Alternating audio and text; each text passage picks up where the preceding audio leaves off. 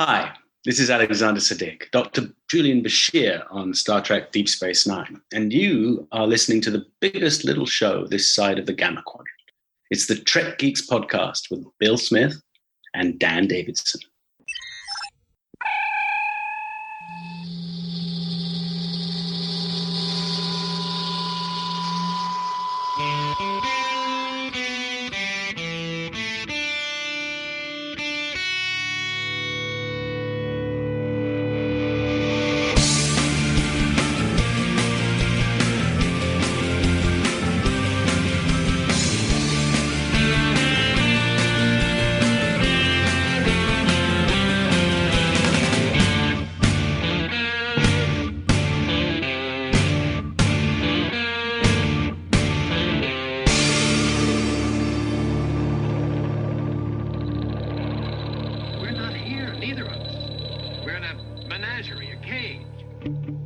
Bing Bong! Bing Bong took a long time not hearing a Bing Bong Bong.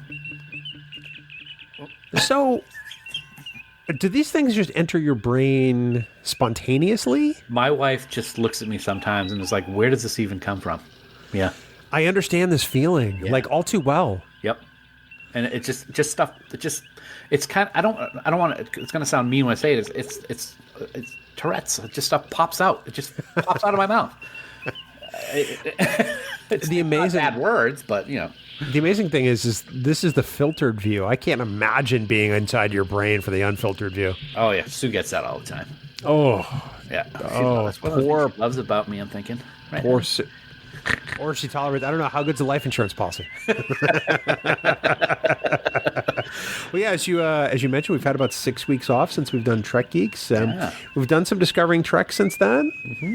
I did a Picard Live beta test and a Picard Live episode, surprisingly. Yes, congratulations. Thank you. But it's been about 6 weeks since we've gotten behind the Trek Geeks mics, and I feel like we got to learn how to do this all over again. Well, we had the Renee thing, but that was different. That was very, very calm and, sad and everything. This is our first real foray back into the, woohoo, go Trek Geeks, go Star Trek. Go Trekkies. That's really great, Dan. Yeah, thank you. That's why my contribution for the week.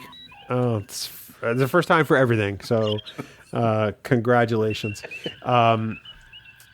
Yeah. So you know what? I'm really excited to talk about Voyager 25 today, more so than I was a year ago at this time. I will say that I have been looking forward to this conversation for a while because, as we've talked about several times over the last year, my appreciation for it has just grown exponentially. So I am very excited for this year's celebration. Like right up there with Deep Space Nine celebration, I think. Oh, wow. Yeah, that's really cool about it. Yeah, and with all the things going on with Picard and Jerry Ryan being back and stuff like that, I'm so excited about Voyager 25. They deserve this recognition. Absolutely. They worked hard at it. So I think it's great that it's here. So let me ask you this. Last week on the Renee Tribute, we talked about your Deep Space Nine print and how, sadly, you won't ever be able to have Renee sign it. Yeah. Are you going to do a Voyager print and have the cast sign that? I haven't thought about it, but I certainly am not saying no to that. I think it's something that I probably should do. I mean, I probably should have at least one that has all of them. I mean, I'm not going to have TOS, obviously. TNG, probably not. DS9 can't. All the Voyager people are around, so I better get cracking. Well, you could conceivably wind up getting a TNG one. You never know. I mean, Patrick so infrequently does autographs, but you could get at his desk. I did get him year before last? Yeah, you did. Finally, I am working hard on my Discovery one. That one's coming along well. I'm psyched that I pretty much finished my Discovery one. Yes. Yeah.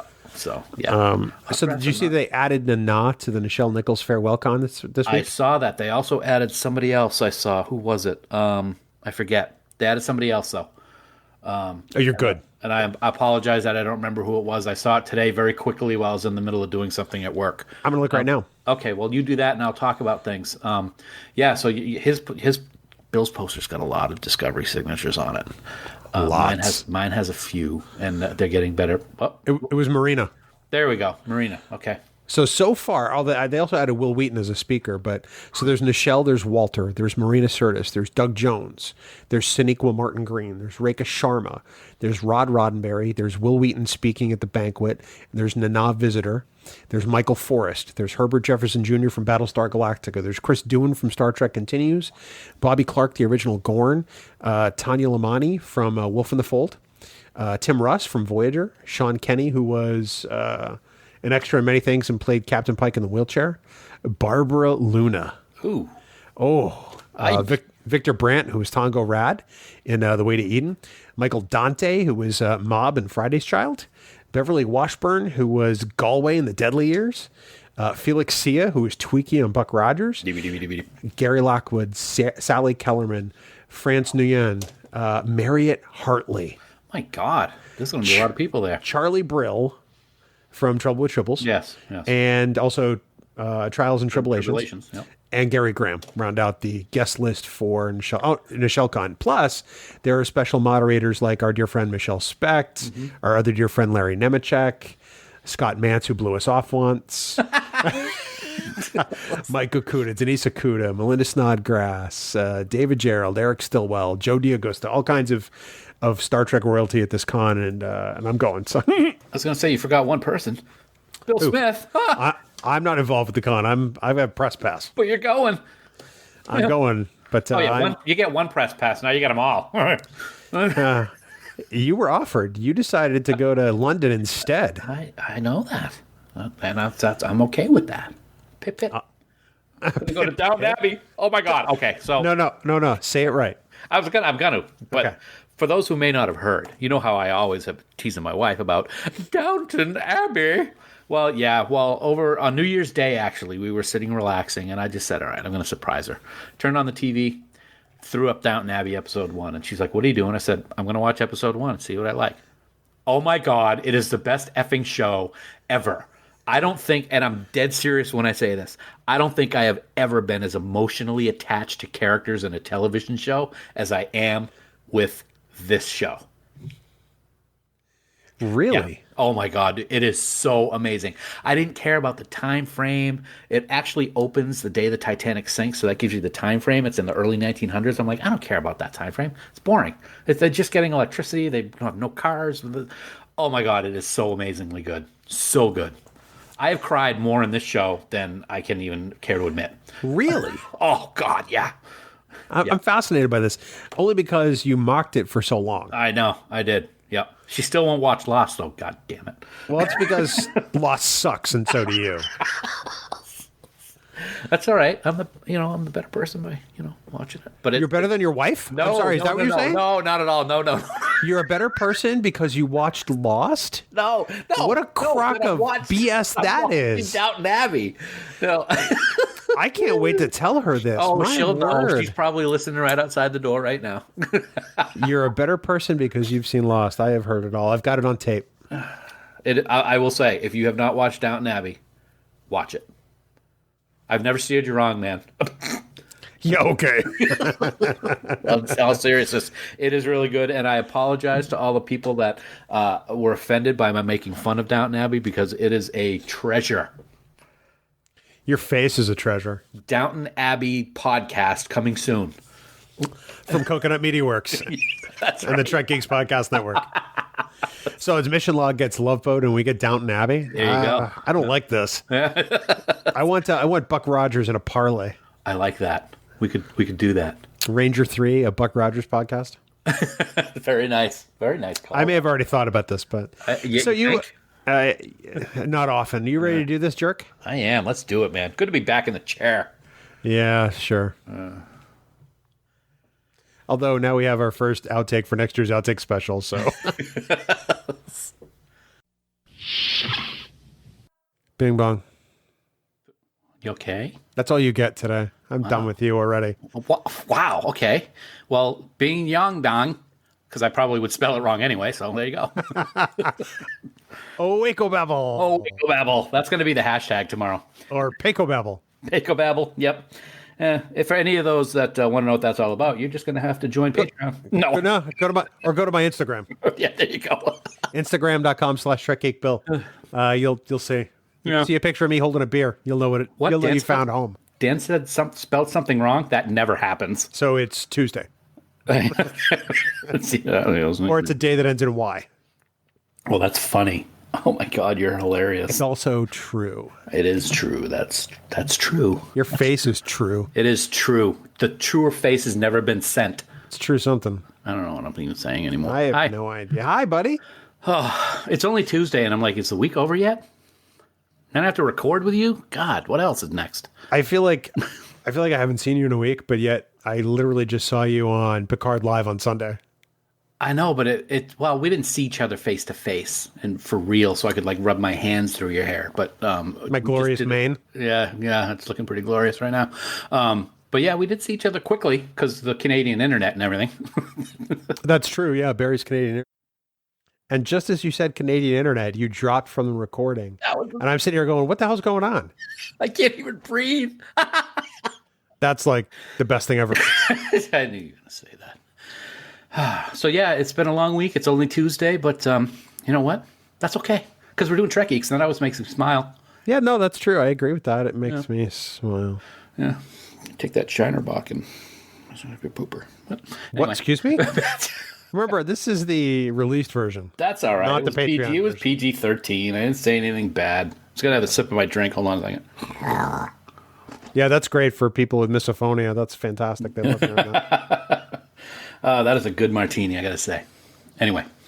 And you're drinking the sexual chocolate martini? Sexual chocolate, yes. As named by Mrs. Davidson. Absolutely. She's a smart woman. I'm drinking the Federation Special Reserve Star Trek wine. Very nice. It's not bad. Yeah. I get to crack the Chateau Picard, but... Okay. I can't wait till you try that one. Then we'll be able to... Then we'll have something that we can discuss when we do an uncorking video soon. That'll be great. Theoretically, we have to uncork it to try it, right? Right. So there you go. So there you go. So Bob's your uncle. Hey, what? Huh? Bob's your uncle. I don't have an Uncle Bob. All right. Shut up. Anyway. Just anyway. So yeah. Anyway. It's an awesome drink. Very easy to make. 2 ounces vodka, 3 ounces chili chocolate Kahlua, 2 ounces cream. Shave a little chocolate on the top of that bad boy after you shake it and pour it in your martini glass. Yum! Anyway. Just wanted to throw that out there. Well, thank you for doing that. I genuinely appreciate the fact that you've done that. And my foot's better, so, win-win. Your face is still horrible, though. Yes, you know what? I'd rather have a horrible face than that bad foot. So, yeah. Really, you should consult the rest of us first. I'm just saying. Oh, wow. That was. I know.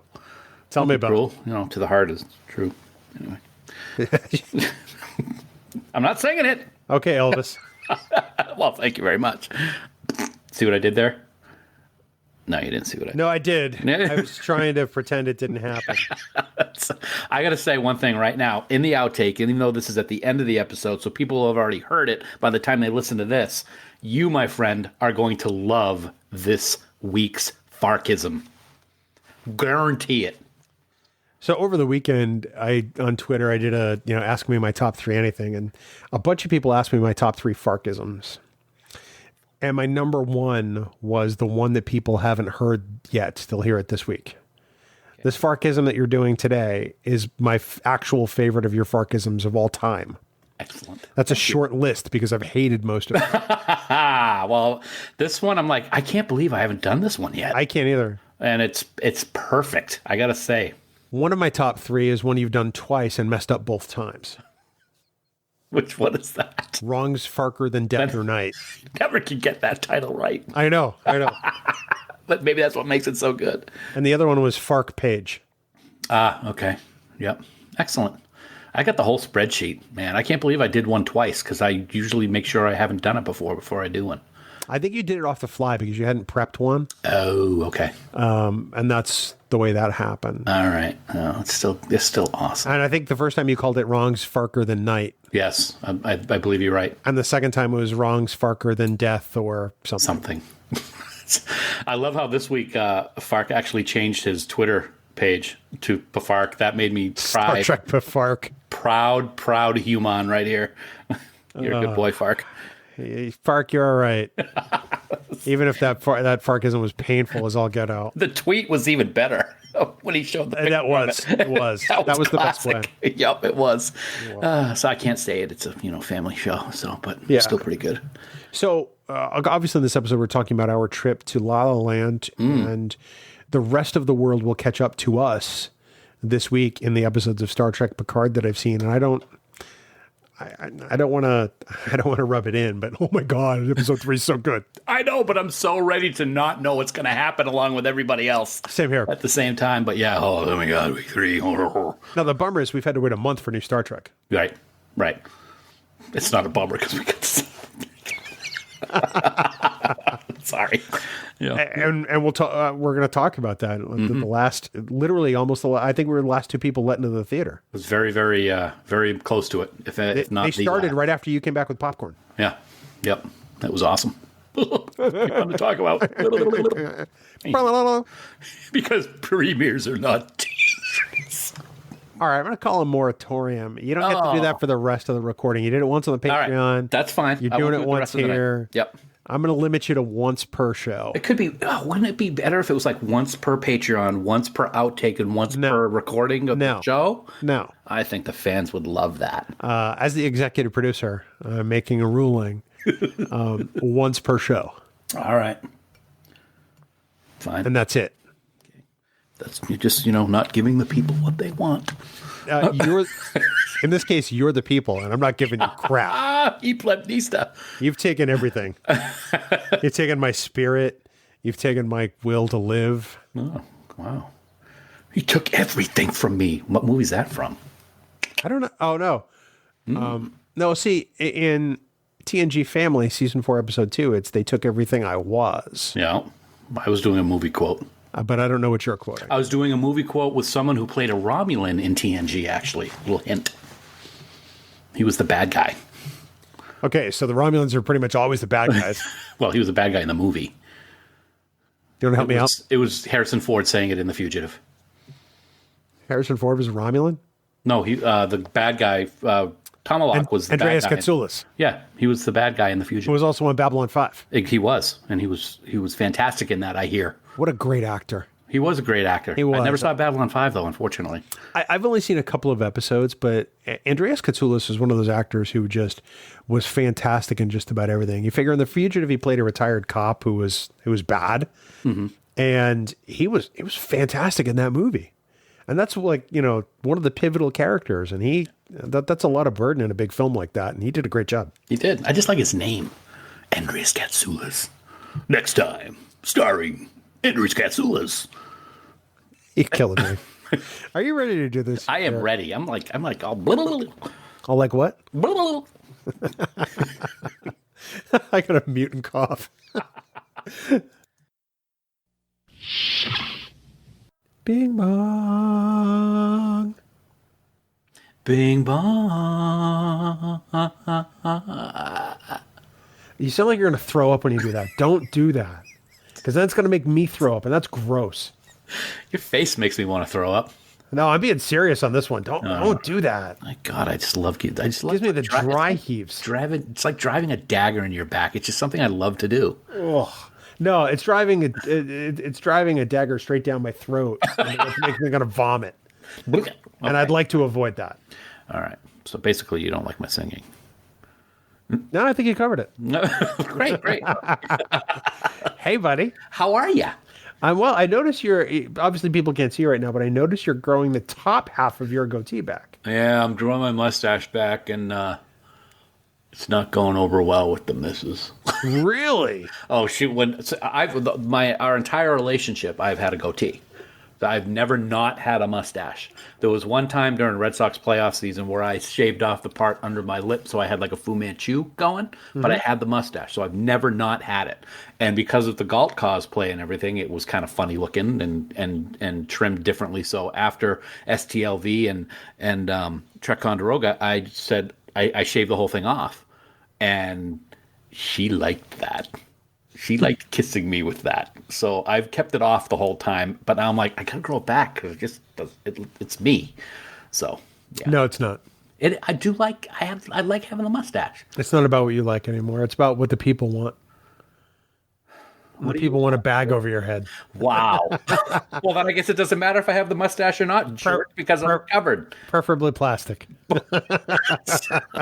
With a zip tie, right? Hey, your words, not mine. So yeah, I am. I don't know how long it's going to stay. I mean, she really only has to say 2 words, and I'll shave it off in like a second. But I'm keeping it right now and see how far I can get with it. I am still clean shaven. You are. It has thrown a lot of people off. It's thrown me off. I'd like to throw myself off a building sometimes when I see you clean shaven. I'm going to keep shaving then because I really want to see that happen. We work in a 14-story building, and I would pay money to see you come flying right down past 7. That's all I'm saying. My goodness gracious. It's got really dark all of a sudden. It got very, very dark. So speaking of this, let's just talk a little bit about STLV while we're sitting here talking before we record, because you came up with a brilliant idea that I'm very seriously considering doing for STLV this year. Now, it's one, I want to say off the bat, you don't often give me credit for coming up with great ideas, so I'm struggling to figure out which one it is. All right, well, I'm going to do my Galt cosplay again because that's just a given.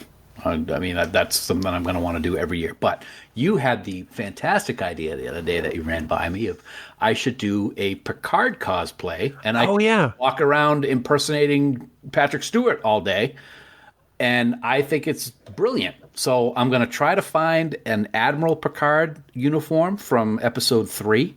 If I can find it and it looks good, I'm doing it, brother. But I'll have to do Galt on Friday and shave this all off for Saturday because Picard doesn't have it. Unless you do Galt on Saturday and JLP on Sunday. Sunday's kind of like a quieter day. It is, but all you're doing for Picard is putting on a uniform. Oh, that's true, too. Yeah. And I'm going to throw this out there. I think if you don't find the episode 3 Picard Admiral uniform, you should go with either the Picard standard duty uniform from First Contact or the season 5 Captain's variant uniform with the jacket. I think I'd go with the First Contact one. I like that one. I do like the jacket, but I've always liked the First Contact one. It looks smart. It looks sharp. Yeah, it does. And I would look sharp in it. Now, would you do the variant with the vest or the full uniform? Probably the full uniform. Okay. What I'd love to do, but I would not do it because A, it would be very expensive, and B, very easy to get dirty, is the dress uniform in Insurrection. I love the white. But I won't do that one. I'll tell you that right now. I'm not going to do it. What I hear you saying is you're not committed to this. I'm committed to Picard. I'm just not committed to what uniform yet. So what I hear you saying is you're not committed. You're deaf, is what I'm hearing. Huh? You are Starfleet to the core. I'm taking it up with you, John Champion. Oh, nice. Very good. And you can be like, Commander, it's too soon for this. Commander, it's too soon for this. That is priceless. It is. Your face is priceless. It is, yes. Yeah. I mean, I couldn't put a price on it, really. No, I wouldn't want you to because you don't have enough zeros in your bank account. You're a 0. Your face is a 0. See it or skip it, baby. See it or skip it. Yeah. It's been a long time. It's been a long time coming. It's been a long road. Shut up. Shut up. Not today. But we did get from there to here. Shut the hell up. It's been a long time, I'll say. Stop it. What time's here? No more. I'm done. Are you? Get it out of your system. Nope. No, I'm done. I'm going to stop. Enterprise is not dangerous. There he is. He did one of his own. Yeah. I hate you so much right now. Beautiful. You've driven me to this. Oh, God. I'm going to take that. I'm going to make that my ringtone. I'm going to throw you. I'm going to cut that out. I'm going to throw you off the top of the building myself. Bill did a Cyrano Jones. And now watch. I'm going to be the prime suspect on Dateline, and they'll actually think that I threw you off the top of the building. So if somebody's going to commit the perfect crime, send me up the river. That's all I'm saying. How'd you do it? He did Cyrano Jones. One too many Cyrano Jones. The top of the building is not dangerous. No, it's the bottom of the building, actually, that's dangerous. It's that deceleration trauma that gets you every time. Deceleration trauma. You go from traveling at a high rate of speed to stuff at the bottom. Speaking of deceleration speed, very off topic, but I just thought of it. So the last few nights, Thor Ragnarok has been on television. And I can't wait to hear how you arrive at this. And soon the movie, every time I watch it, it's funnier and funnier. There's a lot of comedy in this movie. It's really great. And at the end, when they're on Asgard, Bruce Banner is on the spaceship up above the Bifrost Bridge, and he's talking to Golan. He goes, "I'm going to take care of this." Now you'll know what I mean when he said that I'm good for the team. And he jumps out of the spaceship, and I don't know how high it is, but then they show him land on the Bifrost. He didn't turn into the Hulk yet, and he just like kind of plats down on the Bifrost, like deceleration, like you were just talking about. That's where it came from. But it was funny. He didn't die, and then he turned into the Hulk and he fought the big dog. So there you go. This is what people tune into the Trek Geeks podcast. I know. Outtake. Just think, next January, you're going to be rewinding this section, people. Trust me. No, they're going to be fast forwarding, just like I'm going to do. But I might do that this week. Are you ready there, Joe? Oh, I think so. All right. Make it so. Bing bong. Bing bong. Whoa. Gotta be ready to go. Bang, bang, bang, bang. So for the first time in 207 episodes, you're ready to go. Congratulations. He's always walking into these things. I know. You would think that after 25 years, you wouldn't step on these garden rakes. Yet you do. No, but you just keep putting them right in front of me. Because you're dumb enough to step on them. I don't want you to be upset and to consider yourself. I know. Every excuse you come up with just sounds the same. I don't want you to do that. I'm doing it for you. Yeah. I was taught to love my fellow podcast partners, so I just do everything so that you will be happy, and no matter what happens to me. So remember that next time you throw a garden rake down at me.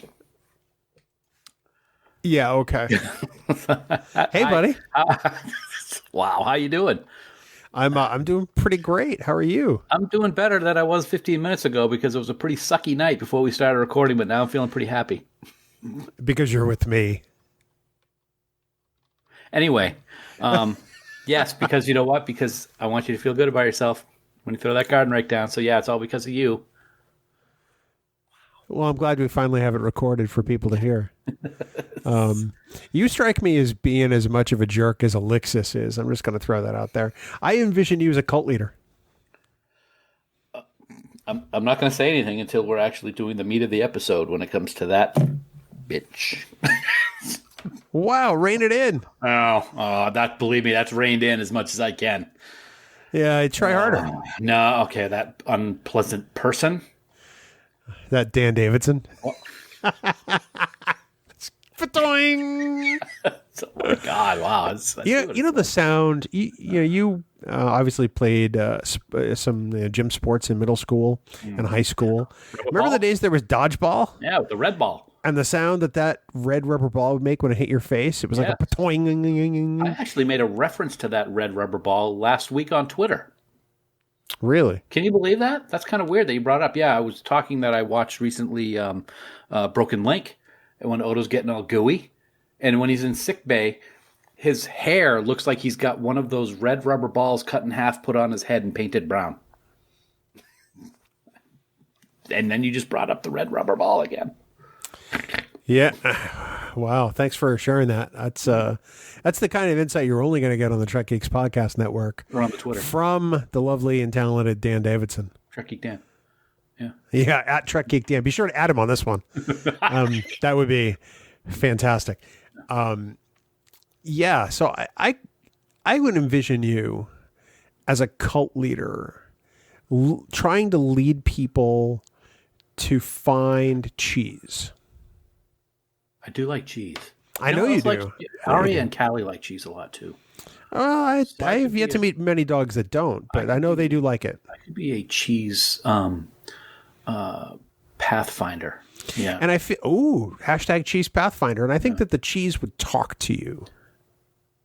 Because it's been out long, or just because it would be magic cheese? No, because it inspires you. It's magic cheese. Magic cheese. You get direction from the cheese.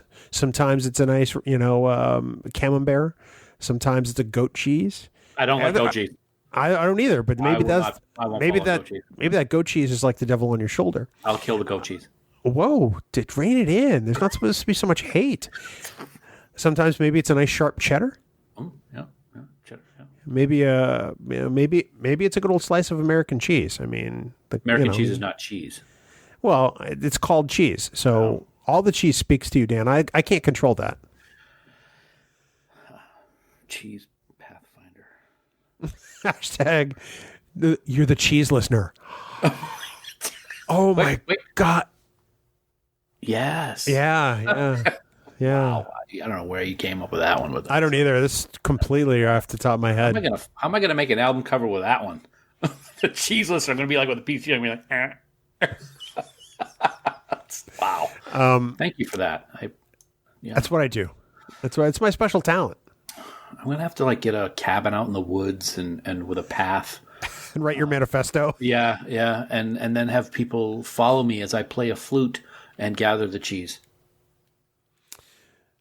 Wow. Yeah. That's well, it's got to be in a refrigerated container of some kind because it is cheese. Wow. These New Hampshire summers can get pretty warm and humid. You don't want to spoil. Well, yeah, that makes it hard though. Maybe I'll have forth. That's why this isn't a job for everybody, Dan. It's a job for you. And invent some kind of moving cold section. I'm sorry, moving cold section. This is your first day with English, right? Oh no, it's just a section of atmosphere that goes with me and is cold. And the cheese can stay there. So you're going to be a walking planet Risa. Yes. Well, there you go. You control your own weather. Just the little area. Can be like That's what I mean. A cone of silence, but not silent, just cold. I would love a cone of silence where you're concerned. That would be cold.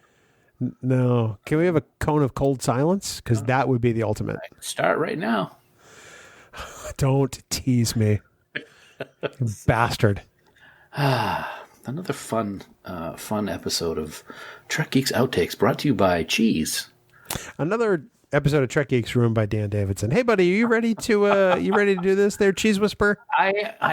Cheese Whisperer, Cheese Whiz, Cheese Whisperer. I see what you did there. Did you not do that? And I did it. Nice. I didn't do that. You did it. Nice break.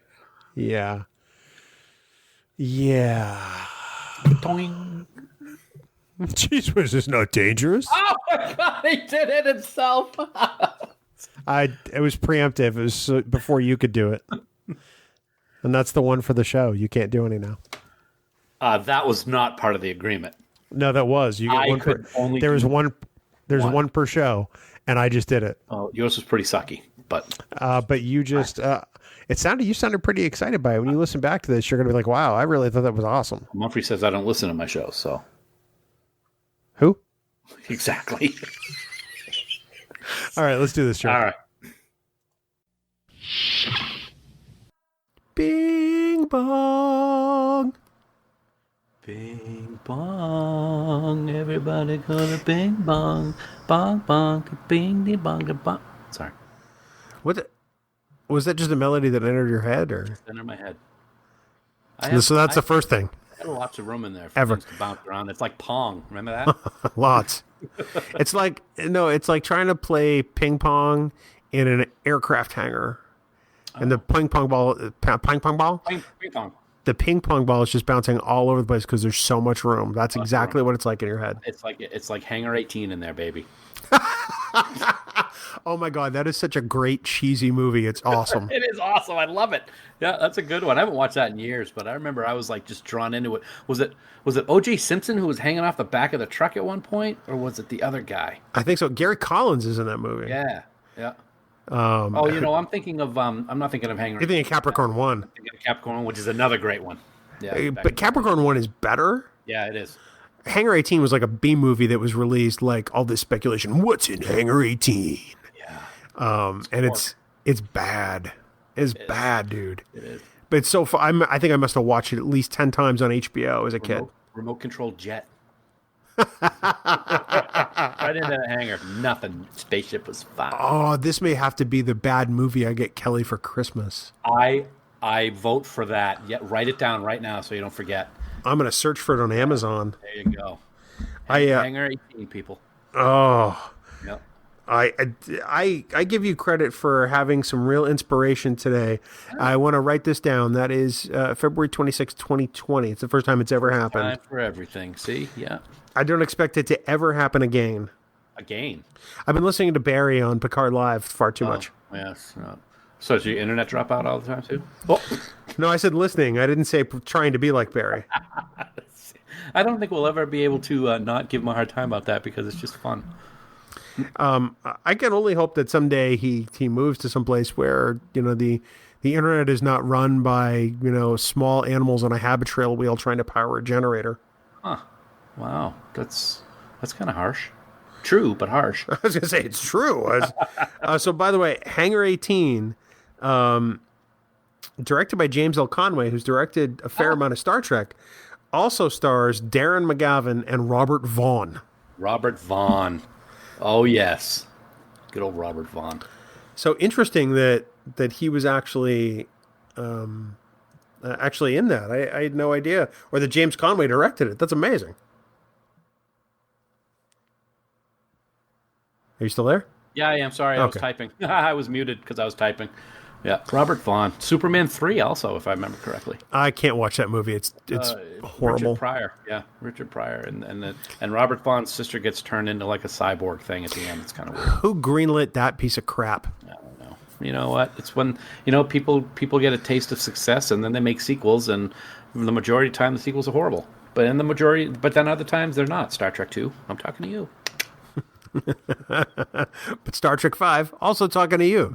Yeah, so you can have the same thing in the same franchise, I guess. Bad. Happens. Well, but I mean, you've got that with Superman too. I mean, 1 and 2 ultimately were supposed to be one film, right? And as it is, they're both pretty fantastic. Speaking of Superman, I have to tell you, and you're going to be like, "Oh my God!" My wife and I actually sat and watched the entirety of Justice League the other night. It was on TV, TNT or TBS. The movie? The movie. Oh, I'm sorry. Yeah, it was. I gotta hand it. I gotta say the idea of what was going on was okay, but they can't hold a candle to the special effects in the Avengers and Marvel movies. I mean, they were just cheesy. They looked bad. I was not impressed with them at all. I didn't have a problem with the effects. I had a problem with the story because it was terrible. Yeah, some of the aspects of it I liked, but I just could not. I couldn't get engaged with it. I thought that Wonder Woman. The only reason I saw that movie was because I really enjoyed Wonder Woman. I thought that Man of Steel was kind of eh. Yeah. I didn't like Batman versus Superman. I truly think it's one of the worst films I've ever seen. It's one of the only. There's probably less than 5 movies that I've ever stopped watching and never watched, and that was one of them. So I did not know about the ending until Justice League, about what happened. So, yeah. So you didn't even get to the Martha's part? No. Where they realized... I shut it off when Clark and Bruce were at a party and met Lex Luthor. That's when I shut it off, which is pretty much near the beginning, because it was like, this is just horrendous. So yeah, I didn't get very far into it at all. I've read about what they did and how they created Doomsday with General Zod and all that stuff, but I never watched the rest of it. The one disappointing part, in Man of Steel, was that there was never a kneel before Zod like the one Terrence Stamp did, because he just is unhinged at that point, and that's what that character needed. It, you saw the depth of how mad he was, and you don't get that with Michael Shannon's a great actor, but you don't get that with his Zod. Yeah. Even though his Zod is more menacing. Yeah, and he's kind of a nutburger, more so than Terrence Stamp. Yeah, but I will say the outfit for Zod and Man of Steel is kind of clunky, kind of original Iron Man-ish. It is. Cave Iron Man was kind of clunky. Yeah, no, I agree with that. DC, I think does much better on television than they do with film. I agree. Unless they make it more real world, like say the Nolan Batman movies. Okay. Which I still think are the best Batman movies ever made. Yeah. People go, but 1989, the 1989 Batman movie is terrible by comparison. It was great for the time, but it is so dated now. Somebody recently told me that I have to go to the theater to see the Harley Quinn movie because it's like one of the best movies ever. And if you like that, and if you like Justice League, and if you like the other DC movies, you'll love it. I'm like, well, you just talked me out of going to see it ever. So, yeah. No, you have to see it in the theater. It's good. Yeah, no, I'm not going to see it in the theater. Sorry. Yeah. I'm curious to see what happens with the Robert Pattinson Batman that is shooting now. Mm-hmm. I'll see it. No. Eventually, I've wound up seeing them all because Batman was my thing growing up. But, right. Still, for me, it doesn't get any better than bail. Bail. Don't bail on me, Bill. Oh my God. I'm glad my dog can't hear you because she's over here snoring, and I think she'd be scared by what she's hearing come out of your mouth because it's just unintelligible. Really? I didn't think it was that bad. Don't bail on me, Bill. Little. Yeah, that was pathetic. You know? Oh, wow. Okay. Like your face. Wow. Okay. See, people, I try to be nice to him, and this is what I get. But that's all right. You know, he's the head of the empire now. He's going to be a jerk. He's going to be a jerk. There's nothing we can do about it. So, he's going to play with his little toy now. So, here we go. Anybody who's Patreon has already heard this, so they'll probably do it. He got a Star Wars Borg cube Tesseract thing from his wife down in Star Wars Galaxy. It's a Jedi holocron. A Davacron, something or other. I'd like to send you back in the Atavacron. Yeah, Mr. Atos. I'd send you where there was nobody. I would send you to the equivalent of where Marriott Hartley winds up, just without Marriott Hartley there. 5,000 years in Sarpedon's past is what you're saying. Sarpedian, yeah. Yeah, Sarpedian. Tomato. Tomato. 220, 221, whatever it takes. I always feel like I have to, end any comparison like that with a quote from Mr. Mom, which doesn't fit. I don't know why. I've never really known why you do that. It's funny. No, it's not. So many people recognize that line, though. That's what blows my mind. I'll say it, and somebody will go, "Mr. Mom." Yep, that's what it's from. It's never been me. It's because you're an idiot. Well, that's true.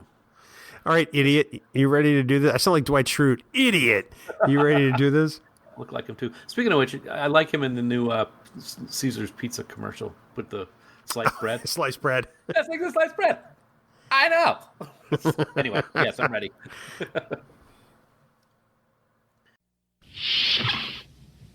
Bing bong. Bing bong. Wait, why are you crying? Is it because of my mellifluous? Let me take that again. Well, now I'm Was it because anymore. of my mellifluous tones? No. Why? BBC America is playing Deep Space Nine, and the finale was on right before it came up. I just love it so much. I was just about to hang up on you.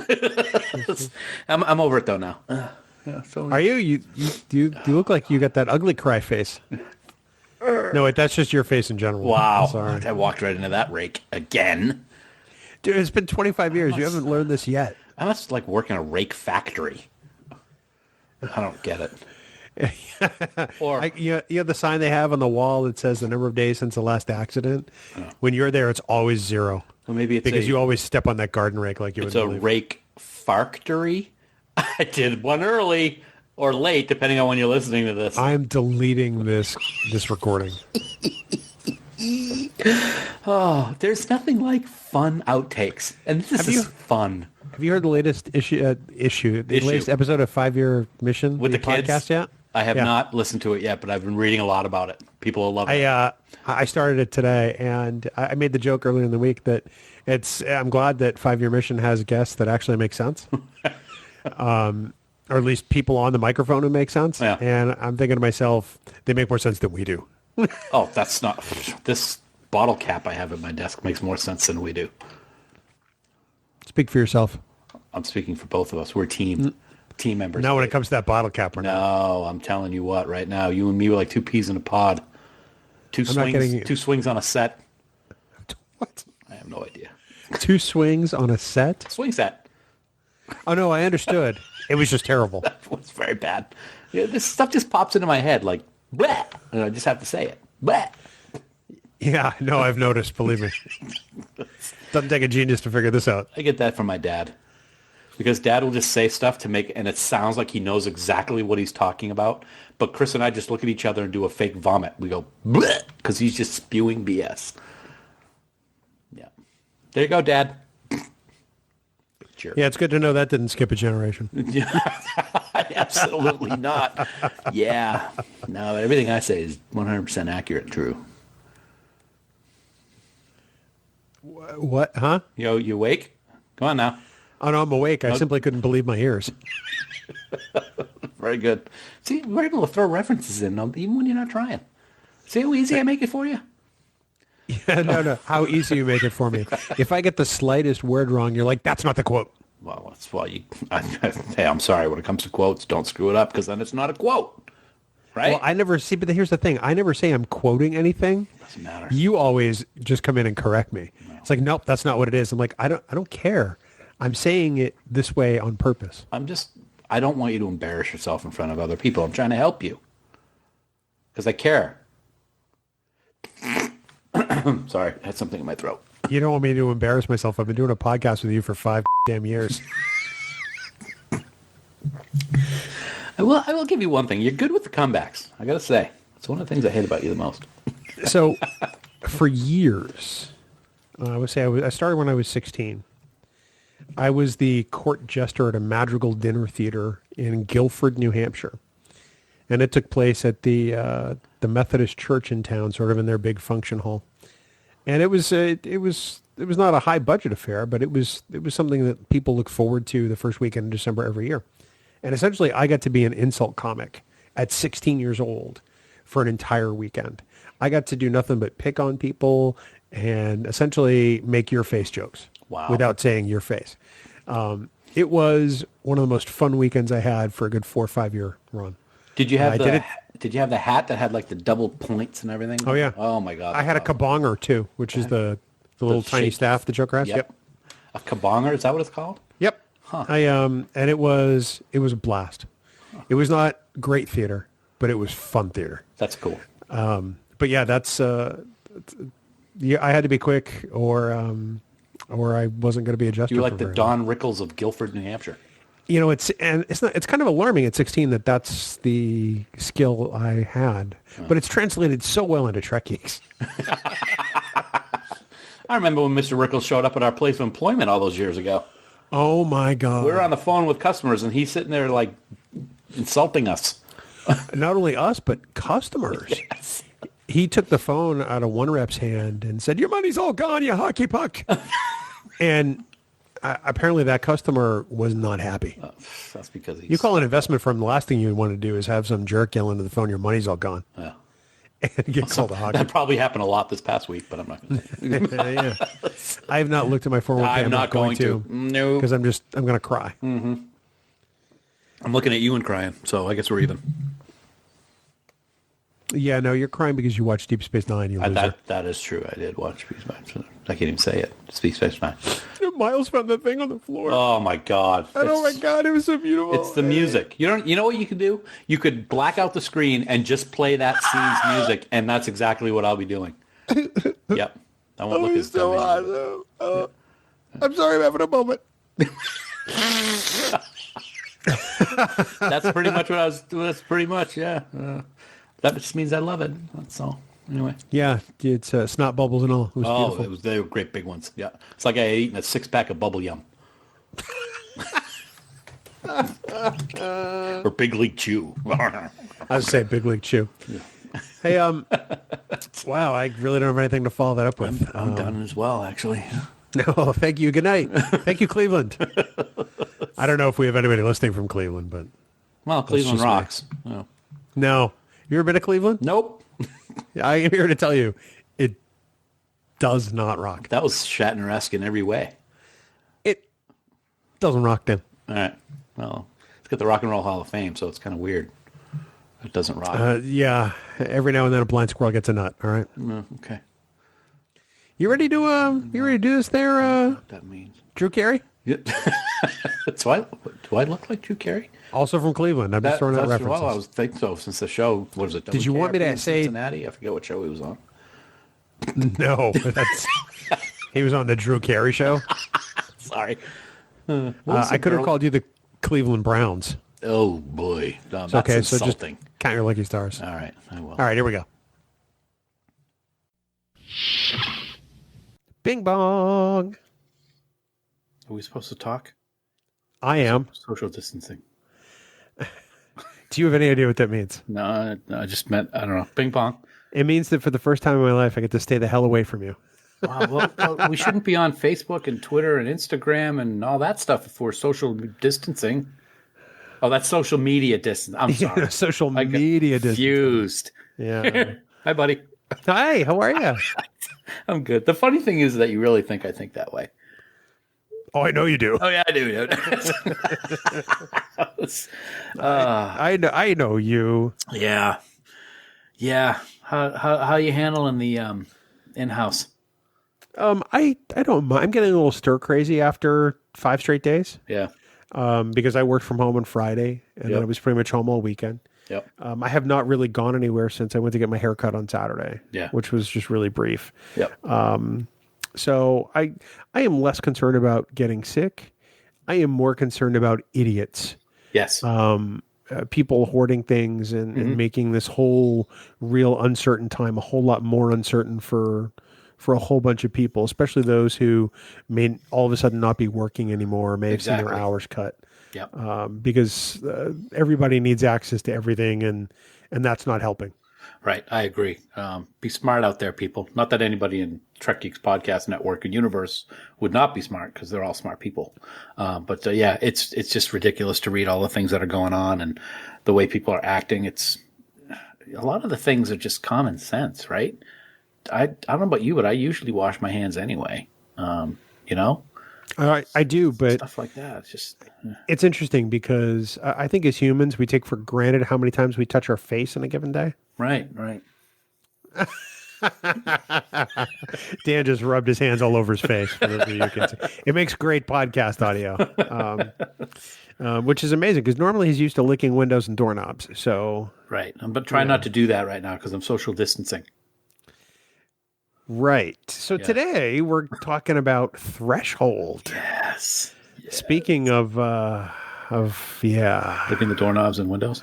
Yeah, it may as well be. I mean, You see those lizard tongues? Well, he pulled one out of his head.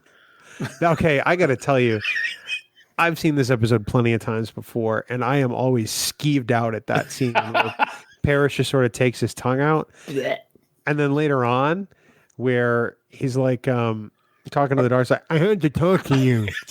I have to go. I'm like, okay. Probably shouldn't have done that, huh, pal? I can handle a whole lot of gore. I can handle a whole lot of blood. But when Paris starts pulling his tongue out, I'm like, oh. And he just looks up and kind of smiles. Yeah. With that tongueless smile of his. Oh.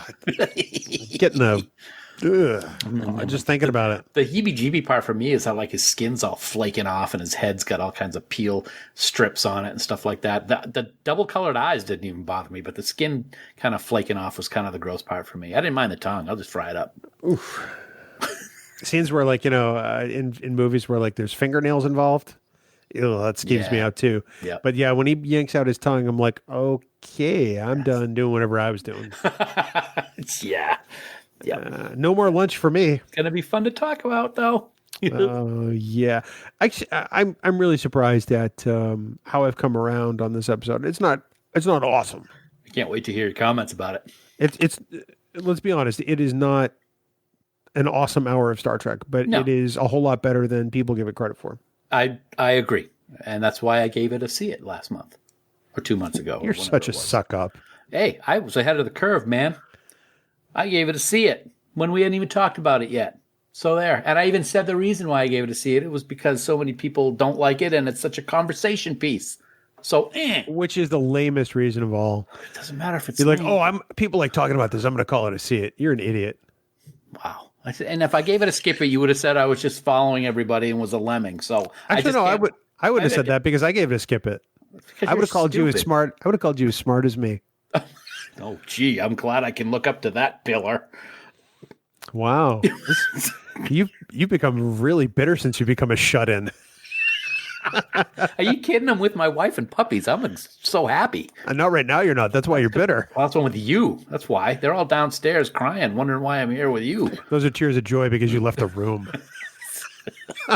Oh my! Remember the last outtake where we talked about I had been essentially an insult comic at the age of 16? Yes. I'm using those skills right now, buddy. It hasn't gone away, that's for sure. And I'll give you credit, man. You are so quick at your retorts. Is that the right word? Yeah, sure. I'll go. Okay. You're very quick at those. A lot of people are, and like my family, I'll do something and they're like, "Brr," so I win, but not you. No.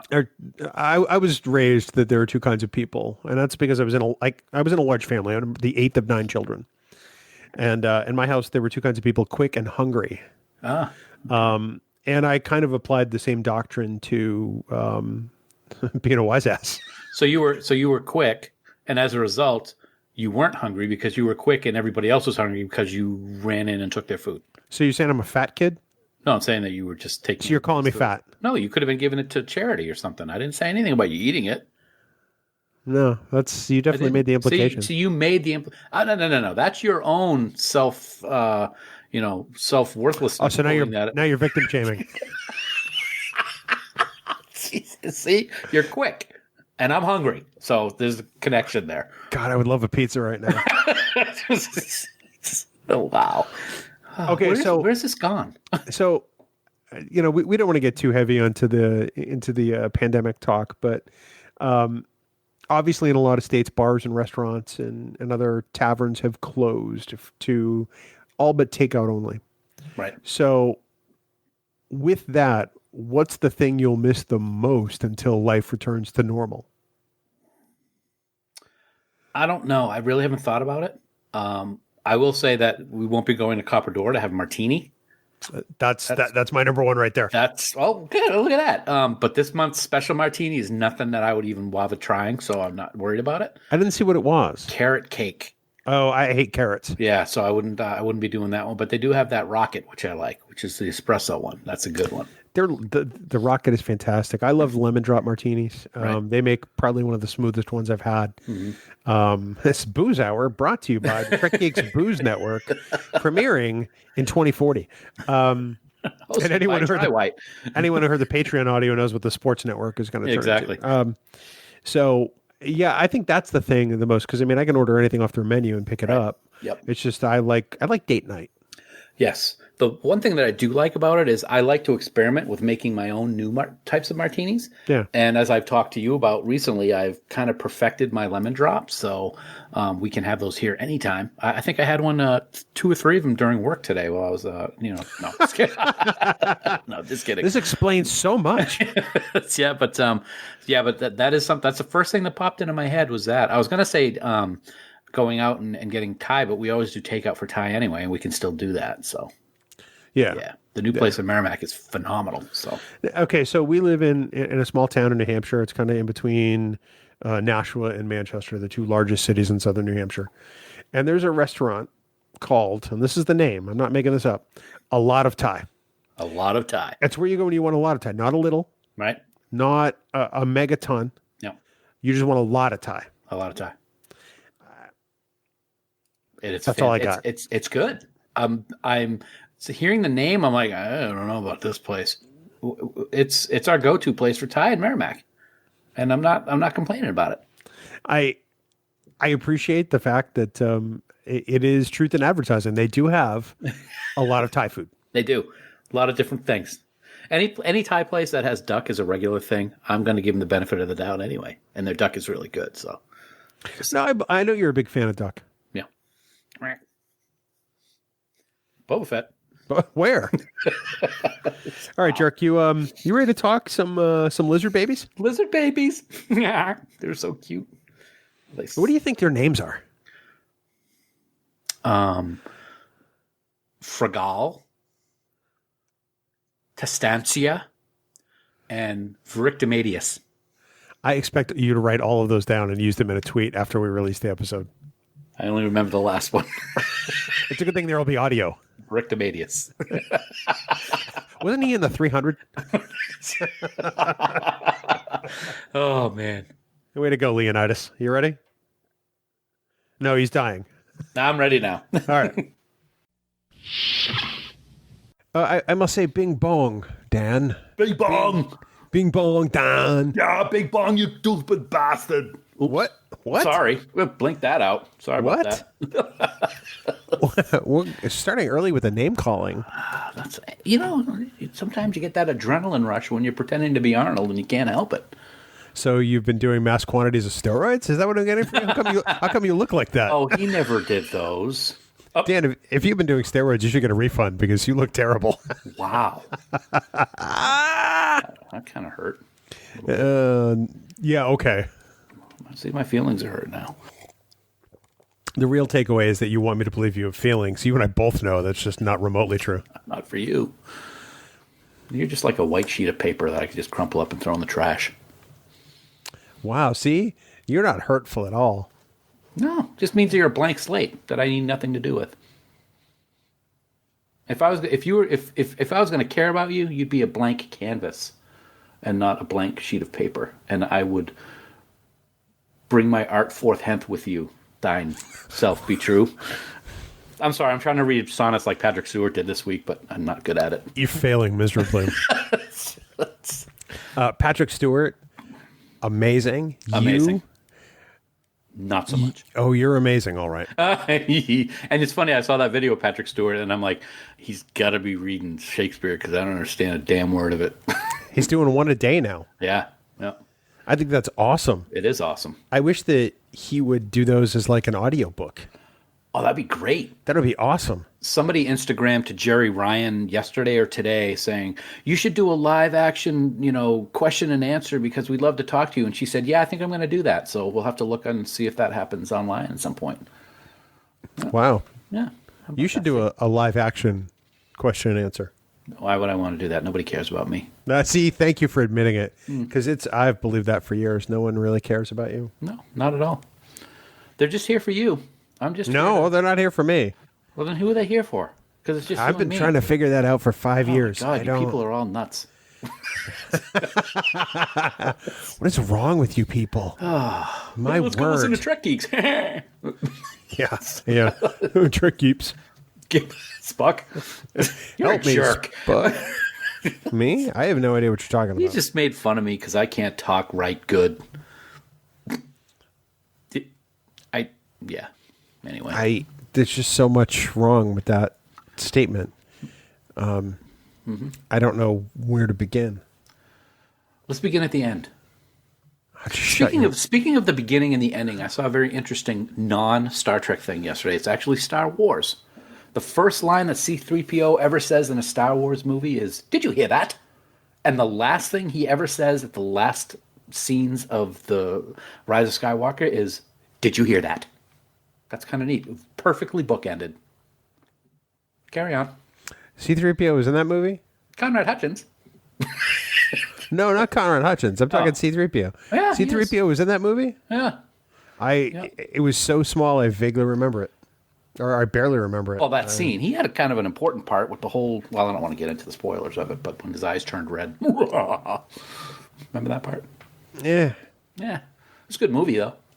No, it wasn't a bad movie at all. I thought it was better than Last Jedi. Yes, it was. No. Although I liked Last Jedi because it was different. No. And here comes the hate mail. Let the hate flow through you. Thank you. Thank you. His operational battle station. I like the Emperor. That was actually pretty good. I love the Emperor. He's great. Yeah. Yeah. Yeah. Interesting. I have a great image from, how at Disney you can have your image superimposed in a scene from like Star Wars or something. I have a great Emperor one where I'm the Emperor. So it's essentially Thursday is what you're saying. I'll share it on social media? I'll save it on the Patreon page. Okay, yeah, that'd be good. Patreon. I'll do that. Sure. So speaking of beginnings and endings, about 10 weeks ago or so, you and I were in Hollywood for the premiere of Star Trek Picard at its beginning. And this week, we see the season finale, the end of season 1. It has flown by, dude. It has. It's been a quick 10 weeks. And I wish it was longer. Why can't shows be longer anymore? We're watching Grimm right now. Every season, there are 6 seasons. Every season is 22 episodes. And it's fantastic. Every one. I haven't seen a bad episode yet. Well, and that was cut back from the huge days of TNG when they were 26 episodes. Right. Yeah. Everything's 10 episodes now. 10 and 13 and 14, yeah. That's just silly talk.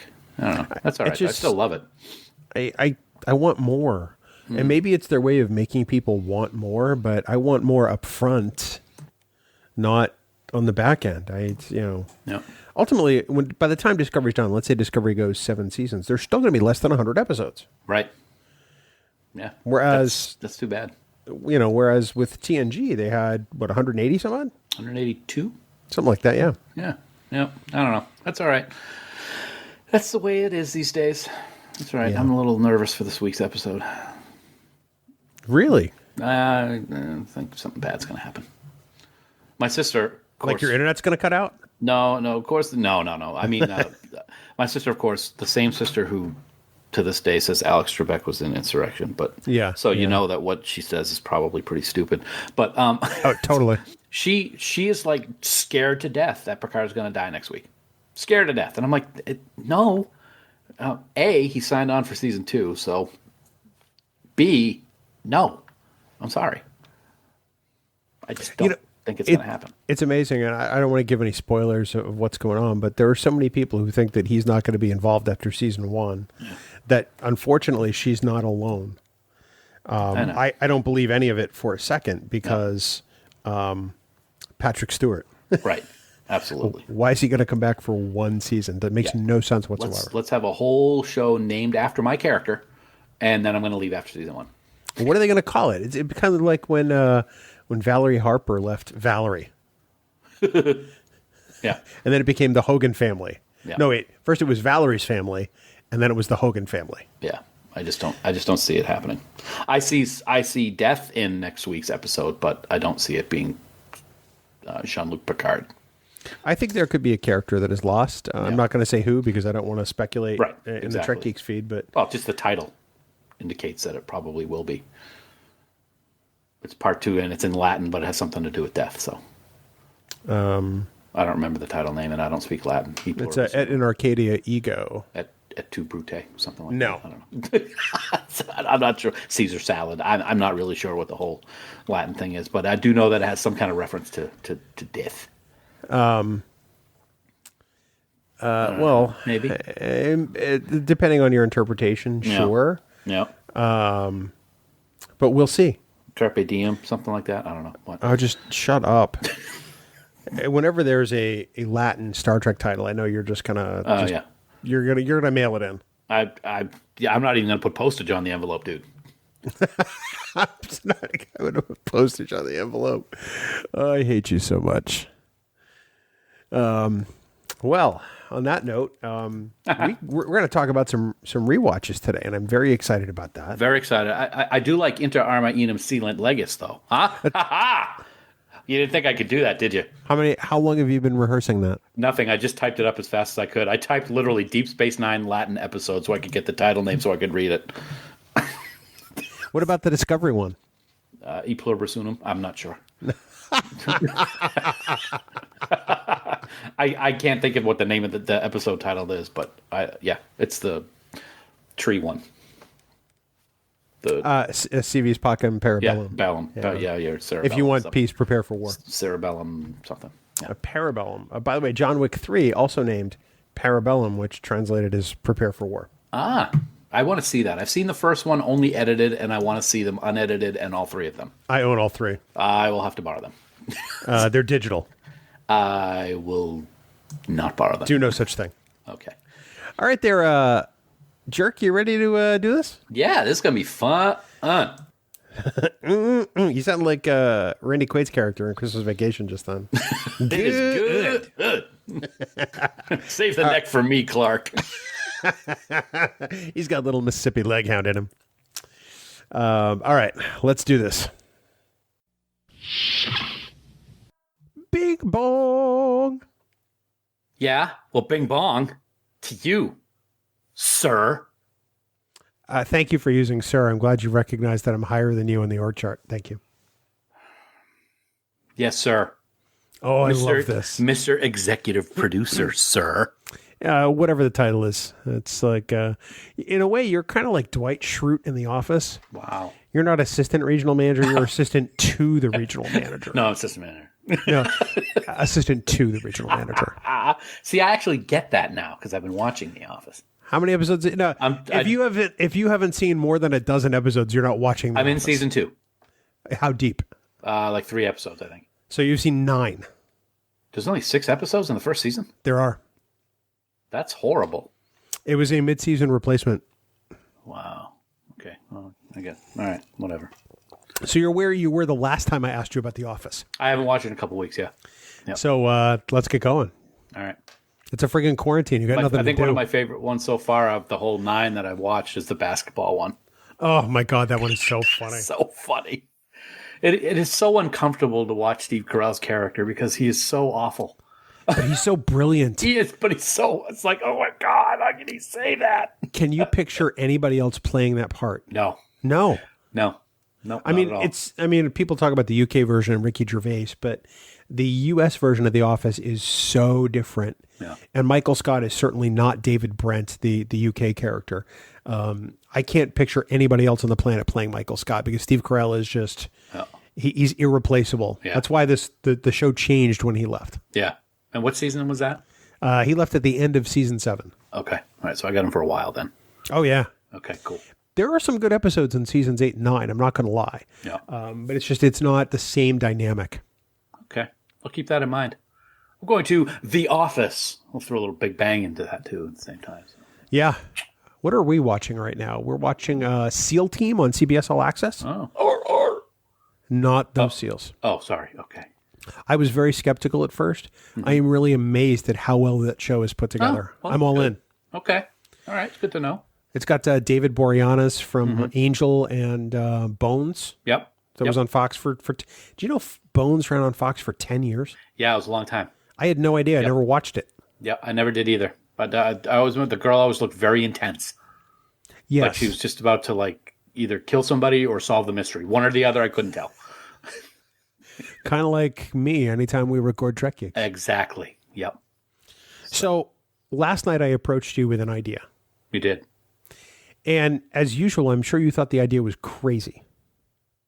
No, actually I didn't, because now with Picard Live and how successful that's been and how great you have become behind the scenes and Dan Garcia, it makes perfect sense, man. I thought it was a great idea. So next Tuesday night, that's April 1st, 2020, at 8 p.m. Eastern Time, you and I are going to record episode 213 of Trek Geeks live. Well, that would be April 8th? No, yes. Today's the 31st. Yeah. It'd be April 7th? Tomorrow's the 1st, so it'll be April 8th. Yeah. No, we're recording Tuesday, April 7th. We're going to do it Tuesday. Okay, Tuesday, April 7th. Okay. All right. Math is so not hard, but knowing what day of the week is sucks. It is a 31-day month this month. And I think right now it's March 97th. Because that's what it feels like. So, exactly, it does. So, but I'm excited. So Tuesday, April 7th. 7th. At 8 p.m. Eastern, we will be live on our Facebook and YouTube pages recording episode number 213 live. So it's going to be pretty fun. I'm looking forward to it. You know why? Because we get to say something nice. That's it. I figured what kind of episode would fit a live show where we get feedback on the fly. And I figured say something nice is perfect for that because people can either agree with us or disagree with us or say their own nice things in comments, and we can bring those up and talk about them. So it's the live audience is the third guest. Are we going to have a live audience laugh track? That wouldn't be a live audience then, would it? That wouldn't be. No, sorry. This episode of Trek Geeks is filmed before a live studio audience. Sorry. We should just play the bit that they played at the beginning of Happy Days or Laverne and Shirley that says that. It's exactly the 2 shows I think of in Three's Company, those 3 shows. Maybe we just play that drop live. I like that. Right after the actually, coconut. You know what? They didn't say that at Three's Company, did they? No, they said it only on Happy Days and Laverne and Shirley. You're right. You're absolutely right. Yeah. Okay. And Mork and Mindy too, I think. Because that was also a Gary Marshall show. I never really got into that, although Pam Dauber's character did drive a Jeep and they were in Colorado, so that they had that going for them, which is nice. In Boulder. Yes. Yep. Which is, that's not bad. It's a place beautiful for an alien to land. It should be Boulder, Colorado. That's what I'm thinking. After Milwaukee or wherever the hell Happy Days was. Yeah, he got an upgrade from Milwaukee to Boulder. I'm going to say that right there. Yeah. And his roommate is pretty much an upgrade from Richie Cunningham. That's very true. Yeah. So. I thought that was the weirdest episode of Happy Days. It didn't fit to have Mork on Happy Days. But you know what? That episode, I got to say, and from what I remember of it, was better than any of the Mork and Mindy show. Yes. Oh, I agreed 100%. Yep. Wow, we're just all kinds of hot takes here on the Trek Geeks Outtake. You get the Fonz getting frozen. He's up and frozen. Just frozen. I love how the Nanu is essentially live long and prosper on its side. Right. Except you don't shake hands like that. Nanu. Yeah, exactly. Yeah. Wow. So that's and Mork's costume was Colonel Green's costume. From Star Trek. Mm-hmm. Like the actual costume, which people didn't stop to realize. Those of us who watched it live realized it. There you go. We were alive back then watching it. We were very young. Not the Star Trek episode, but the Mork and Mindy Fonz Happy Days episode. I don't even know if there was a titled episodes of shows back then, but it was probably called the Mork episode. Or Mork from Mork, or I don't know. I can't even really give you a whole bunch of crap because I haven't seen you. Right. But isn't it weird how episodes, they don't even show the title like on Discovery and on Picard. They don't even show the episode titles anymore. Right. And then you had like Friends where it was always the one about or the one with. They all started with the one blah, blah, blah. Right. And not that I really will say that's something I miss. I like seeing the titles in the opening scenes of the Star Trek shows, and they don't do it anymore. Do you miss the captain's log, even though Michael Chabon says it's extraneous information that means nothing?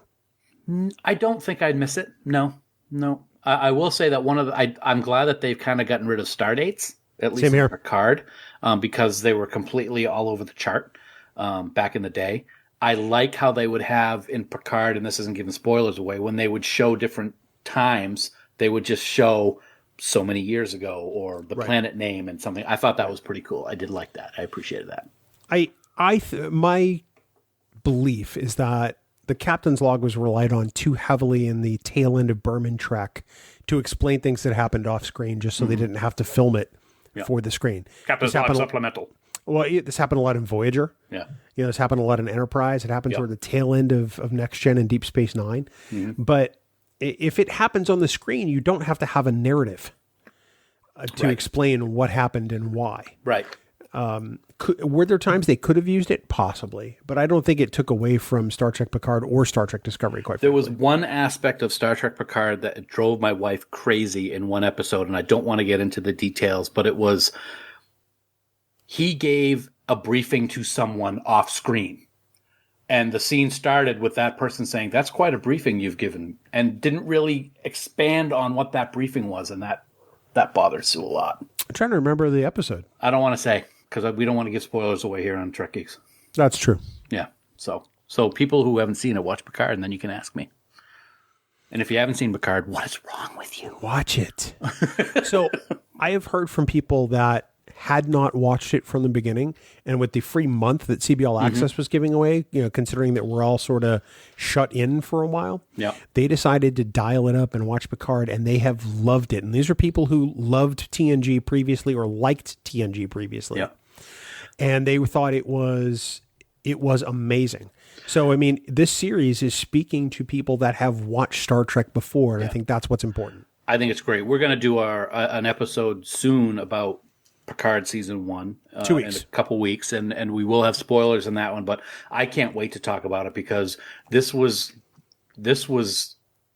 unlike anything I expected, and it may be my favorite first season of any show ever. I'll agree to that. Yeah. So I can't wait to talk about it. The level of emotion in season 1, I was not prepared for. No. There were times where I found myself, having tears in my eyes, and I was not expecting it from Star Trek. And with, people joke that Michael Burnham cries all the time in season 2. I felt like Michael Burnham watching Star Trek Picard. Yep. There were aspects of it, especially on the finale, that I was not prepared for. And totally just, I was struggling, as Joe Namath likes to say, to hold it together because we were watching with a bunch of people. I don't care about the team struggling. I want to kiss you. I want to kiss you. Poor Susie Culber. Oh my God. That was during a Patriots game. It was. Even at the premiere in Hollywood, there were times where I was just welling up with tears in those first 3 episodes because you realized what was on the line and what it meant for Picard. Yeah. So we'll talk about that in 2 weeks after we do the impromptu Trek Geeks live stream of Say Something Nice next week. Coming up next week, it's Trek Geeks Live.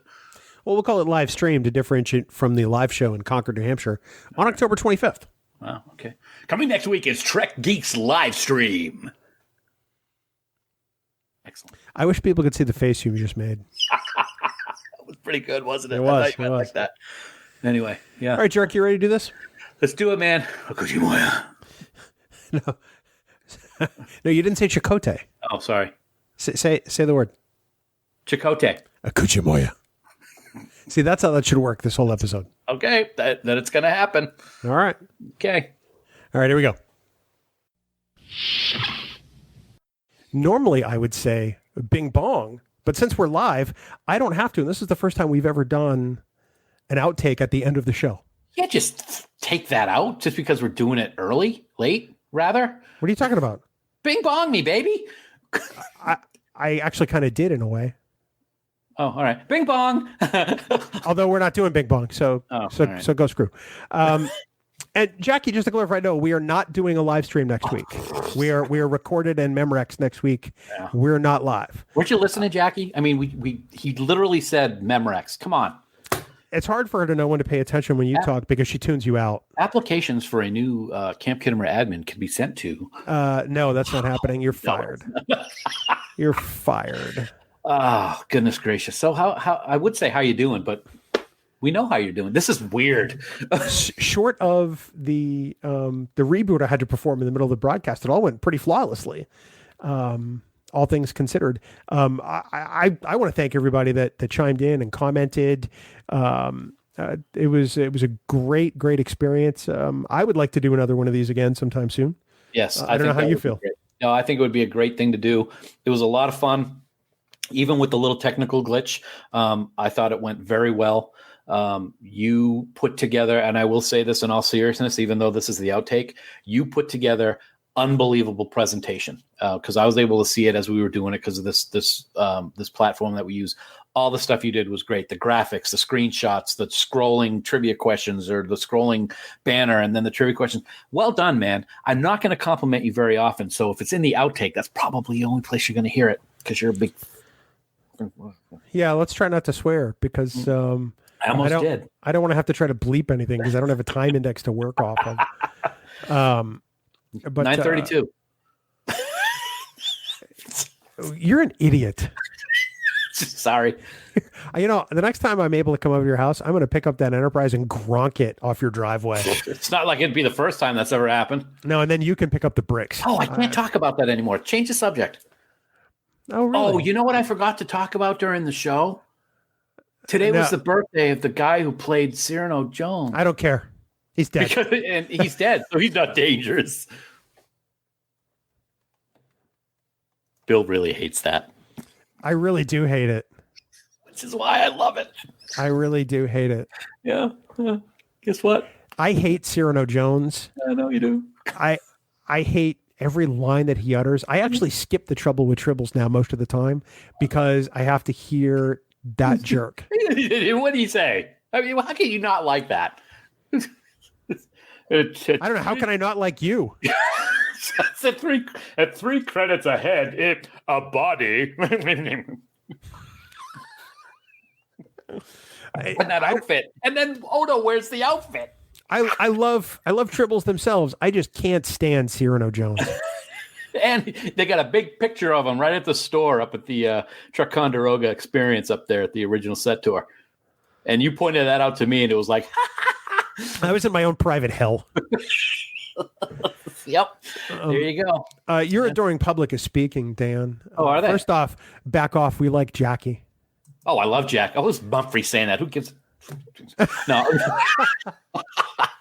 Are you kidding? If there's anybody who is irreplaceable on this network, Mumphrey, it's Jackie. Just throwing that out. Mumphrey's technically not on the network. So. Exactly. Lots of great jobs. Preparing Christina brings up a great point. More live stream, perhaps a musical selection. The problem there is that we get into copyright issues with both YouTube and Spotify. Yeah. We have permission to use 5-year missions music, so we don't necessarily run into a problem with that. But if we just decided to start singing, I don't know, Britney Spears, whatever, yeah. Dan has the musical taste of a teenage girl in any era. I don't anymore, though. That's I am not so true. into 70s. AC/DC is like my favorite group right now, ever. I would sing AC/DC because I can really get that raspy voice going, but no, you should hear me in the shower. It's like, no. I don't want to hear anything about you in the shower. Ever. Whenever I hear the song, I just want to start doing burpees. Marina, a Trek Geeks musical with a chorus of Borg. We are planning a musical number for our live on stage show in October, which was of course rescheduled. Talked about that while you were offline. Oh, okay. Right there. Yep. So we are planning that. It will take some work. It's I just saw a comment. Oh, there it is. Casey Shafsky. When does Craig show up? I don't know. He's still not here. Anyway, I haven't heard from him in a while. I know. Yeah, we can't sing. No, we can't. Sorry, and not only Jax. can we not sing, we can't sing. I mean, if you ever heard me, I sound like a cat coming off a hot tin roof or whatever. I don't even know that phrase either. Mike Flynn wants you to stump yourself. He stumps himself all the time, which is the problem. Yeah, my big toe. Oh, I'm sorry. That's stubbing. Sorry. I also want to say a big thank you since we're here watching comments. Thank you to Fansets again and to Lou. #small business. So people who are supporting Fansets right now are supporting small business during this really tough time, and it really means a lot to us. And I know it means a lot to Lou and John and Joe and Amity and everybody over at Fansets. So thank you for your support of them. They really are, in my opinion, the best Star Trek licensee out there, and I'm so happy and proud that we have them as part of the Trek Geeks family. I couldn't have said it better myself, and it's rare that you actually put together that cogent thought in. I know, and I didn't have to read that. Because you can barely read it at all. What? I've discovered that the key to your being able to read things is probably enhanced by your alcohol intake. So I'm doing pretty good. I've only had half of my. Oh no, I haven't. It's almost gone. I've had half of my. Speaking of that, here's a funny story. Since we're doing the outtake, yeah, let's do it. I've been making lemon drops usually on Friday nights for Sue and I. Yeah. I perfected the recipe. It's awesome. Brooke, we got to talk. But I made them the other night, and then we were FaceTiming with Donna and Chris. And we're talking, and I'm talking. I'll take a sip, and I put it down, and we're talking. And then I look, and Sue's is gone. I'm like, how you doing there, honey? And because she's rinsing off her glass in the sink.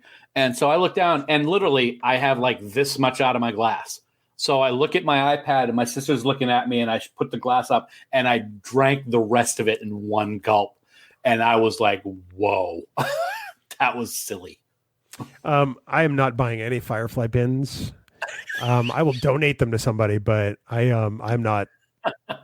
I can't even watch Firefly. I can't stand it. I tried to. I've tried to multiple occasions. I don't make it past the second or third episode. I think it's one of the worst series I've ever seen. Wow, that's rough. Yep. I don't like Joss Whedon's writing. I think that there are some shows that aren't bad. I think I like Angel better than Buffy. I like the first season of Dollhouse because the second season was a mess. But other than that, I find most of Whedon's writing to just be intolerable, quite honestly. I'm okay with the first Avengers movie. I don't like the second one at all. Okay. But it's funny that you mentioned Buffy and his writing.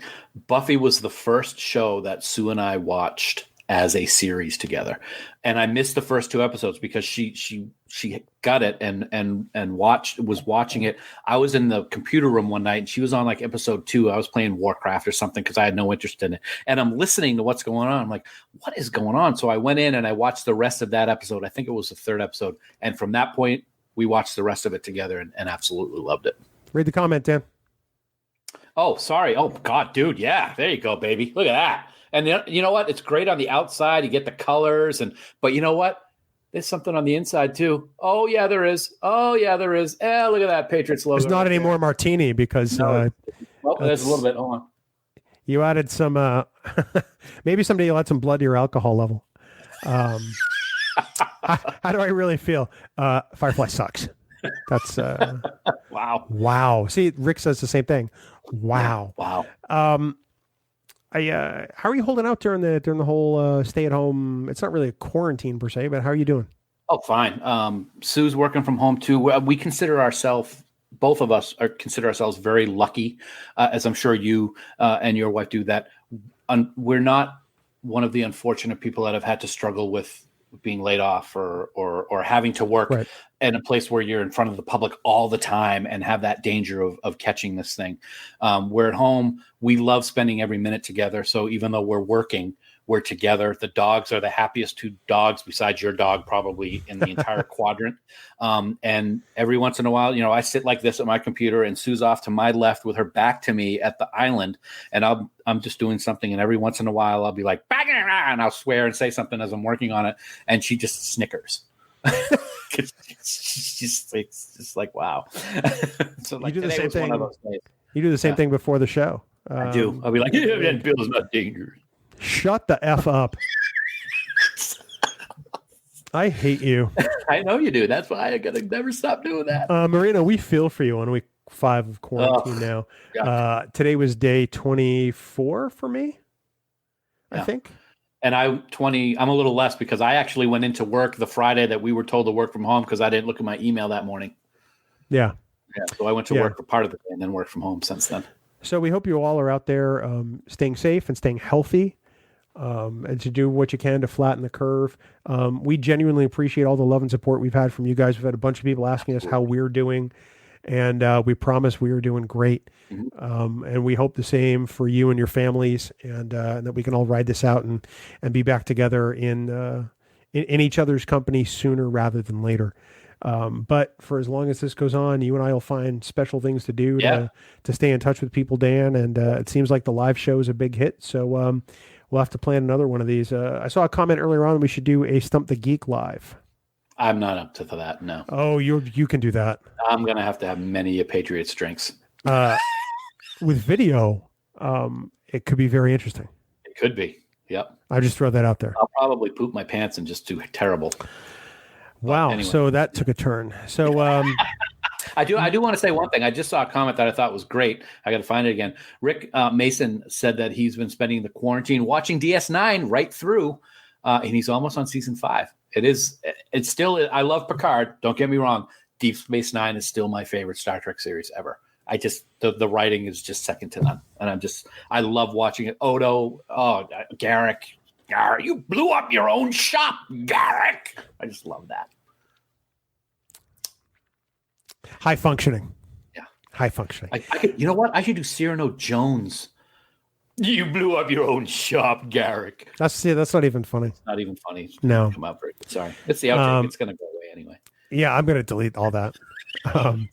Normally, I would ask you if you're ready, but instead, we offer everybody watching our love. Thank you so much for being a part of this tonight. Yes. And we will hopefully talk to you all soon. Live long and prosper, everybody. We love you. Take care, all. Bing bong. Bing bong.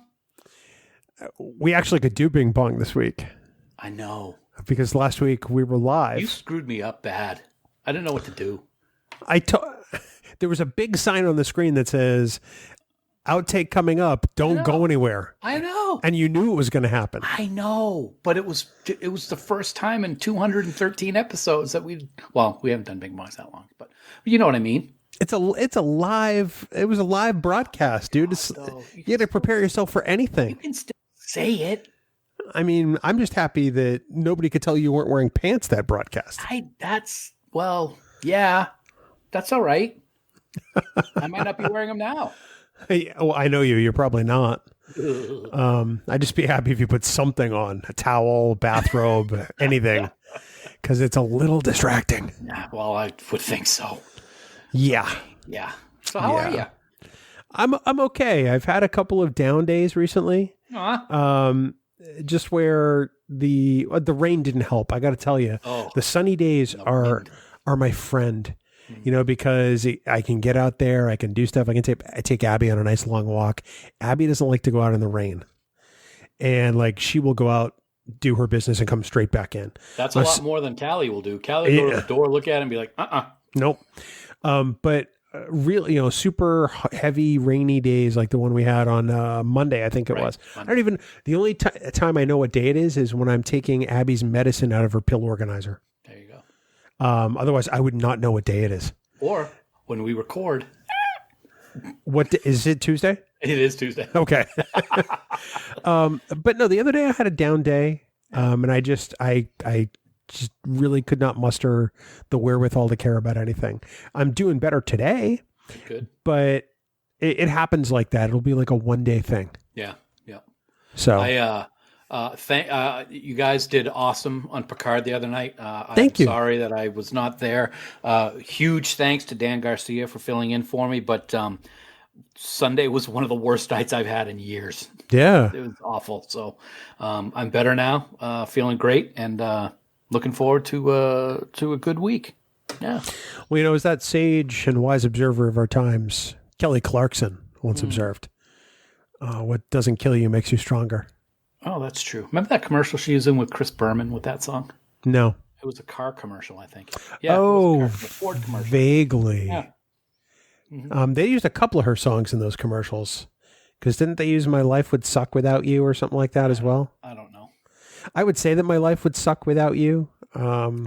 I just don't want to make that strong a statement. Wow, that's like, hey, look what I got. This is the first time I've used this glass since you gave it to me. I know, the Gorn Tiki glass. Yes. Nobody else can see it, by the way. Yeah, we got them, and I was very excited, and then we put them away to use after we got all moved in, but we put them up on the top shelf and never used them. So tonight when I made, Matt McGonigal, when I made Dole Whip, I put it in this glass thinking of Matt. What does the Dole Whip have in it? It has Dole and Whip. And what else? No, it's got ice cream. No. You're missing. I'm getting to it. Okay. Ice cream, pineapple juice, and a whole bunch of coconut vodka. You said it wrong. Coconut. Yeah, that's the one. I'm trying to set you up with the brand, dude. Sorry, I know. I'm sorry. There you go. It's funny because Shashank sent me a message a couple of weeks ago. It says, why is it Coconut Media Works? I'm like, dude, you've been on the network for a year. You're just getting around to this? Well, it's just shock. No, I know. And he's probably listening to this. And I know he is. That's why. And we joked about it, but he was talking in jest and I was responding in kind. There you go. So he's a jester, isn't he? Although the really funny part is I truly detest the taste of coconut. Oh, I know you do. Who is it that came up with the name Coconut Media Works? That would be you. That'd be me. Yeah. You took what you disliked the most, but one of the fun parts of the show, and you incorporated it into our partnership for all time. Dude, I did that in creating a podcast with you. I took something I detested the most. There you go. And I embraced the suck. There you go. Oh, we could do a whole podcast on that. An Embrace the Suck episode on you. Embracing the suck, Dan Davidson. That would be the roast of Dan Davidson for charity. Yes. That's what that would be. We would raise $5 whole. I was going to say we would raise tens of dollars. And it would probably be me donating it. My wife would feel bad for me. She'd give me like $1. No, she wouldn't. I want my $2. She'd probably want the largest time slot. No, actually, she probably wouldn't. To roast you. She'd just sit there in the back and smile and nod at all the things that people are saying. All the true things. Yeah. Wow. There's a lot of... Okay. You haven't seen as much of The Office as I have, right. But there's a great episode later on in a later season called Crime Aid. I think it's called Crime Aid, where the office gets robbed and Michael decides to have a roast of him. Actually, no, it's not the Crime Aid episode. It's It's a different one. But anyway, Michael decides to have a roast of himself to make everybody else feel better. And he does not respond to it well because people keep coming up with stuff that is funny, but just a little too close to home. Nice. But, he's got a thin skin anyway. Yeah. Kind of like a certain podcast right now. You know what show I've been binging lately? Binging. On CBS All Access. CBS All Access. It's on. SEAL Team. You were telling me about this, yeah. I'm really impressed by SEAL Team because it doesn't look cheesy. Yeah. Like the A-Team looked cheesy in the 80s because it was 5 guys and a giant machine gun and there were never any bullet holes and nobody ever got shot. Never watched that show once. The A-Team? Never watched a single minute of that episode of that series ever. Really? Yep. No interest at all. I mean, it's classic, but I'd like to say you didn't miss much. Yeah. So you didn't miss much. Okay. SEAL Team almost, there's got to be a bunch of money dumped into that show because there's a realism about it that is just, it's amazing. Even the location work is fantastic. And I'm sure there's a lot of CGI to enhance those locations, but it's a great series. CBS has come out with some good shows recently, I would say. That, I think, not The Good Wife, but the one after it. The Good Fight. Good Fight, which is a spinoff. Pretty good, yeah. Or a sequel series, yeah. We're still binge watching. Well, not binge watching because we purposely only watch an episode a day. We're still on Grimm. We're on season 5, and the one that we watched last night, Annalee Culpepper, directed by. Woo-hoo-hoo. She's awesome. She's everywhere. She's so great. She is everywhere. She directed an episode of SWAT earlier this season, and I'm like, oh hey, I know that name. Yep. I've talked to her. Yes. Aha. So it was really cool. So, very cool. But yeah, if people are looking for recommendations of things to binge, and you still your CBS All Access subscription is still active. Mm-hmm. SEAL Team has just finished season 3, and all episodes are available in CBS All Access. It stars David Boreanaz from Angel and Buffy, and also Bones. Bones with Z. No Z. Oh, sorry. Did you know Bones ran for 10 years on Fox? That was a long time. I had no idea. Yep. Because I never watched it. I never watched that either, ever. But it's actually a really great series. You know what I want to watch again from season 1 all the way through 24? Somebody else brought that up on Twitter tonight. I saw a 24 episode recently, and I don't think it held up. Oh, really? At least the earlier seasons. I haven't watched it in a long time. I own them all on DVD. I just haven't watched it. Same. I don't own the last season, like the 12 episode season. Yep. The Live Another Day or whatever it was. Yes. And I don't own the reboot season. Okay. The other 12 episode season with the new star. With the guy from Star Wars. Was that the same guy? Yeah, pretty sure. Are you sure? I don't think it was. I'm pretty sure. I'm pretty sure. You talk, I'll check. Or I'll talk and you check it. See what right now, everybody, if you listen closely, you can hear Bill typing on his keyboard. Tick-a-tick-a-tick-a-tick-a. I finished typing like about 15 seconds ago. I don't know what you're talking about. I thought it was it Poe or Finn? Finn? Poe? No. It would have been Finn. He was in it, but I don't think he was the star. Oh, okay. I thought he was. I know he was in 20. He was in 24. Live Another Day. That was the last Kiefer Sutherland season. Yeah. Wait a minute. There was a season that wasn't Kiefer Sutherland? That's what I'm saying. The new star. I don't even know which also starred someone who was African American. I don't remember that series at all. What was it called? 25? You're such an idiot. It could have been 26. It could have been on Bajor. You're a moron. What you call it? 26? Wow, I didn't say it like that. You should have. It probably would have been better off that way. Oh my goodness gracious! I don't know. I can't. That's all right. We don't have to worry about it. It's 20. You know, 24 might come back. I heard, so I don't know. I'm done. I'm done with it. I am watching Designated Survivor. I'm almost done season 2 right now, and there's another season after that. I broke up with Designated Survivor in season 2. Yeah, it was not great. It's not awesome. It's not great. The second 24 series was called 24 Legacy. It only ran for 1 season. Was that the one? That wasn't the one episode one, was it? No. No, it was a 12-episode season. Huh. Okay. Starred an actor named Corey Hawkins in the lead role of Eric Carter. No clue. I figured you would say that. It's amazing because I thought I would like that one. It was okay. I didn't realize it was only going to run for 12 episodes, and then when it was done, I'm like, oh, wait a second, that's it? I thought it was why did they call the series 12? Wait a minute, that looks familiar. I'm looking at the cover, and that does look familiar, but I don't remember any of it, so it must not have been very good. I know it premiered after the Super Bowl on Fox that year. Yeah, they used to do that a lot. Huh. Okay. Well, anyway. All right. So, well, anyway, now that we've talked about everything else other than Star Trek, are you ready to talk about some Star Trek? I am ready to. What are we talking about tonight? All right, Star Trek. Yeah. Okay. Yeah, let's do it. It's a new show. Maybe you've heard of it. It's possible. I know we spend so much time talking about the Orville that it's rare that we talk about Star Trek. Here we go. Bing bong. What's up? Bing bong, bing bong. That was a good Ruck impersonation, kind of a little bit. It was completely unintentional. It was very good. I'm very proud of you. It's like me at 8 a.m. I can't do it when I'm awake, though. I don't know why. I'm not sure about that. But bing bong to you, laddie. Lad. Hello, laddie. Hello, laddie. Bing bong to you. Hey, bing bong to you. We got to go place a lady.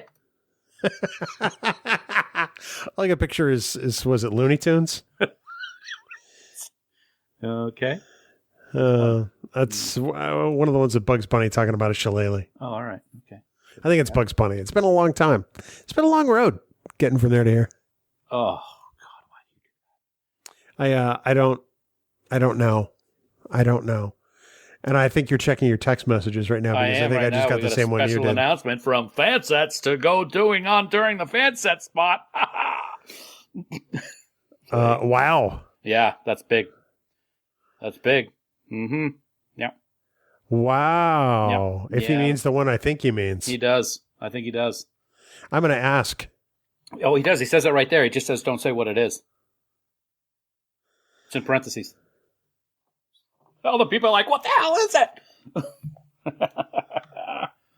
Oh, that's great. All right. That's cool. Beautiful. Beautiful. I think you'll like my reply. Just don't read it out loud. Okay. I have spent the better part of a couple of days trying to remember what day it is. And really, this is the worst part of this whole process, is that every day is the same day. I feel like I'm in Groundhog Day. Phil? Ned Ryerson? And that's where I punch you in the face. Right after I step in the water? Yeah. I will say that the Groundhog Day Jeep commercial for the Super Bowl this year was quite ingenious and good. I thought it was funny. I liked it. I could take or leave it. I appreciate the detail that they added to it. But I felt like, I was kind of met over it. Okay. All right. Like I am over your face. Well, that goes without saying. When you see this big noggin coming at you at warp speed, you're going to be like, hey, oh, hey. It's more fearful than that because you mentioned big noggin, and your noggin is just gigantic. It's giant, but it's not as big as your forehead in that Voyager pin that I got in the mail yesterday. Wow. That's a big pin. Are you saying no that my forehead is as big as the Voyager pin? God, I'm really not sure which one is bigger. I'll tell you. Okay. It's my forehead. Okay. All right. Okay. I didn't want to say it. You practically did, jerk. I know, but I might as well let you just take the fall. Now that you've admitted it, you're taking the fall. You were so dumb. Do you remember the song The Fall from Xanadu? I'm not going to sing it. Vaguely, but you remember I own the movie Xanadu. I do. Well. I should say my wife owns it because I gave it to her for Bad Movie Christmas. I listened to the soundtrack the other day while I was working. What is wrong with you? This explains so much. ELO, baby. Olivia Newton-John had the biggest crush on her in the world when I was a kid. ELO and ONJ both have great albums. Xanadu is not one of them. Linda Carter was number 1. Olivia Newton-John number 2. Oh, yeah. I love them. I wish people could see my face right now. Oh no, I don't wish that on anybody. Yeah. Sorry. So today we're talking about tear jerkers. Yes. And I'm honestly surprised that we haven't done this topic before now, and I don't know why I just had the idea to do it, but I did. I think it's a fantastic idea.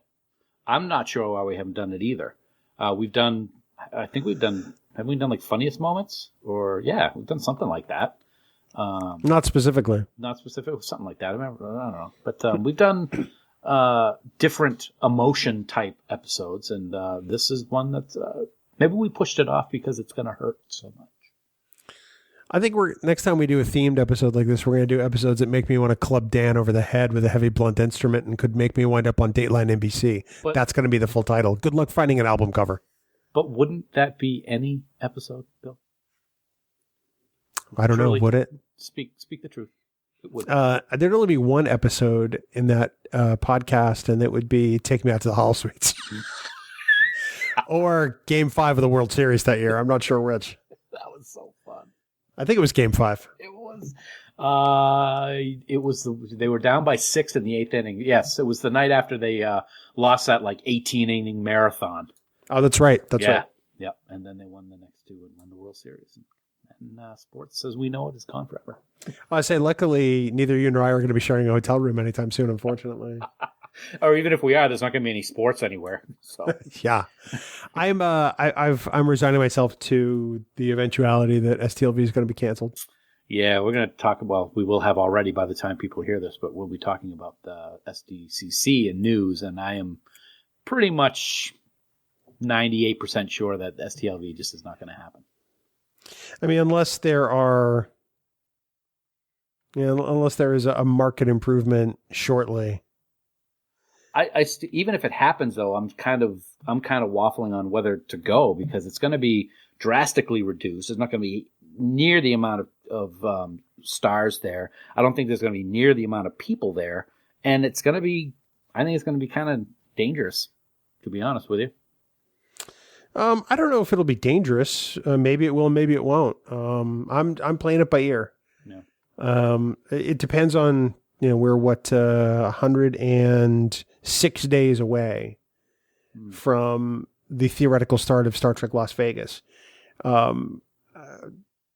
Maybe the danger will subside to some degree by then. Who knows? Speaking of ears.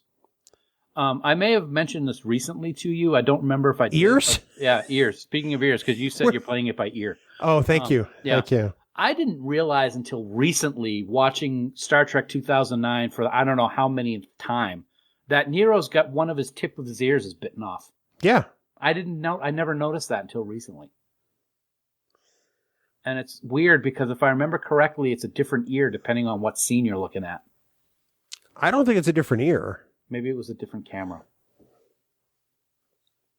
That makes no sense. That makes absolutely no sense. But what I mean is maybe they accidentally reversed an angle, so it makes it look like it's on the other side of his head. They may have flipped the negative. Yeah. Which I guess they don't really use negatives anymore, but you know what I mean. Don't be so negative, Bill. I want to punch you in your suck hole. I really do. I gotta get all the laughter out because I'm gonna be crying like a baby in a minute.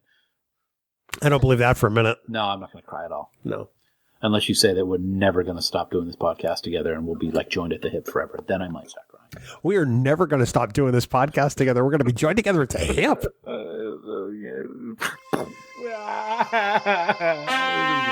it'll be good. No, it'll be good. It'll be good. Coconut.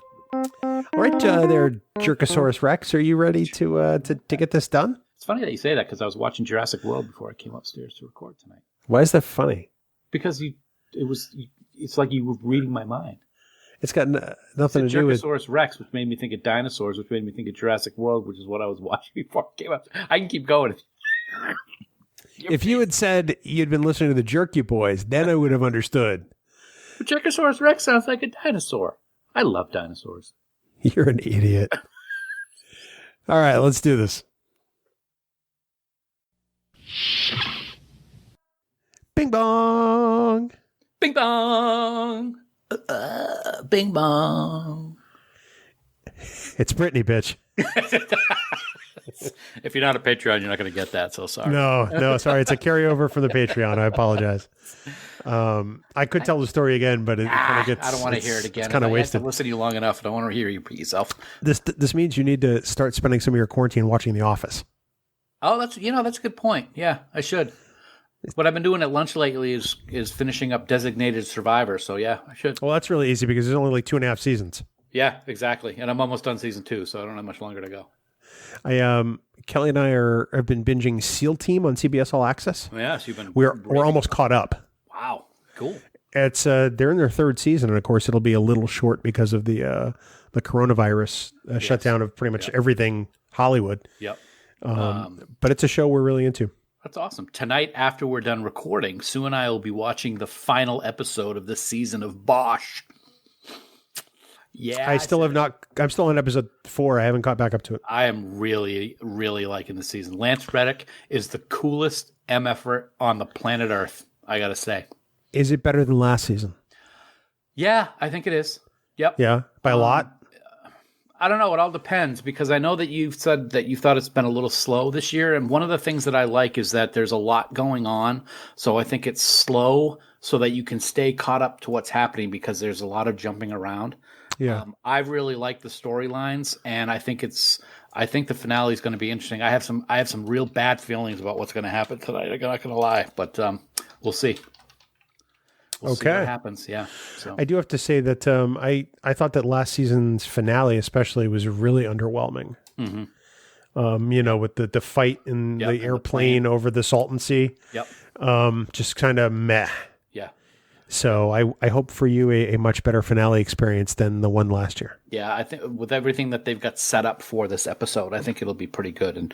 And like I said, Lance Reddick and Titus they're oh my God, they are just so incredible. I love watching them in anything. So the list of actors we wish would be in Star Trek somehow. I mean, Rosario Dawson's on there. Yep. Lance Reddick has been on there since before we started this podcast for me. I love that guy. Yep. He loves Star Trek. Yeah. And I would love to see him At least we got in Titus a show. already. Yeah. Yeah, it's true. We had Titus in Voyager. Right. Yeah, absolutely. In Captain Equinox. Ransom. Well, he was the guy who had dated B'Elanna. Yes. Yep. Max. Yep. He was good in that too. He was. So, he was. Yeah. So have you gotten used to his pork chop sideburns yet? No, because they are like out of control this season. They look like they were wow.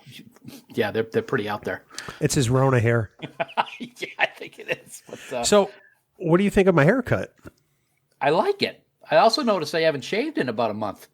That's actually about 6 days. Okay, all right. My wife gave me a home haircut for the first. I haven't had a home haircut since I was like 6. Oh wow. Okay. So like almost 45 years. Yep. And she had never done anything like this before, and I got to say, she did amazing. Great job. Yep. I was ready to just. And I got to give her credit. It's better. It looks good for what you have to do because that's not like what I did with my hair on Sunday. That's I just take the clippers and just. Yeah. Yours has some actual. You have to watch what you're doing. Yeah, I was actually ready to take clippers and just crew cut myself. Yeah. If it came to it, but she's like, no, let's give this a shot because you always, can do that if you really need to afterwards. Yeah. But no, she did amazing. Yeah, fantastic. I know. Amazing haircut for an amazing person. No, it's just Kelly and I here, and she's amazing, and she didn't get her haircut. Sorry, I don't know what I was thinking. I don't either. You're not. God, you're stupid. Wow, give me a compliment. That's what I get back. Did you expect anything less? What? Hey, what else do you expect when I'm drinking a friggin' Corona seltzer? So yeah, when you're drinking urine, essentially. That almost came out my nose. I was hoping it would. I was saving it. I noticed you were tipping the can back, and I said to myself, "Oh, I'm gonna get him." Almost did. Damn it. Oh well. I was able to hold it in. That's okay. What are you drinking? Water? Water. There you go. That's pretty much what I'm drinking. I think I have one of the Mio flavors in here. I think it's cherry blackberry or something like that. Okay. No, it's pomegranate. Pomegranate. Pomegranate's good. Berry pomegranate Hints are very like good that. also. I like them. Yeah. I like to get the concentrated thing and just get the water out from the fridge. So let me ask you and all our listeners, because I really have no idea. I've been seeing a lot of stuff on Twitter lately about this thing called Animal Crossing, and people are dressing up their characters in Star Trek uniforms, and there's Federation flags. What the hell is this thing, and where do you play it? No idea. I have no clue. No clue. I think Thad plays. I think Johnny plays. Pretty sure Brooke plays. I probably should ask, but I'm not too bright, so I didn't actually ask on Twitter. But yeah, it's according to the Wikipedia. I'd never use Wikipedia as a source for anything. Okay. Animal Crossing is a social simulation video game series developed and published by Nintendo and created by Katsuya Iguchi. It's been around for a long time. I think it's just hit some popularity recently with during the whole pandemic. The thing. Yeah. It does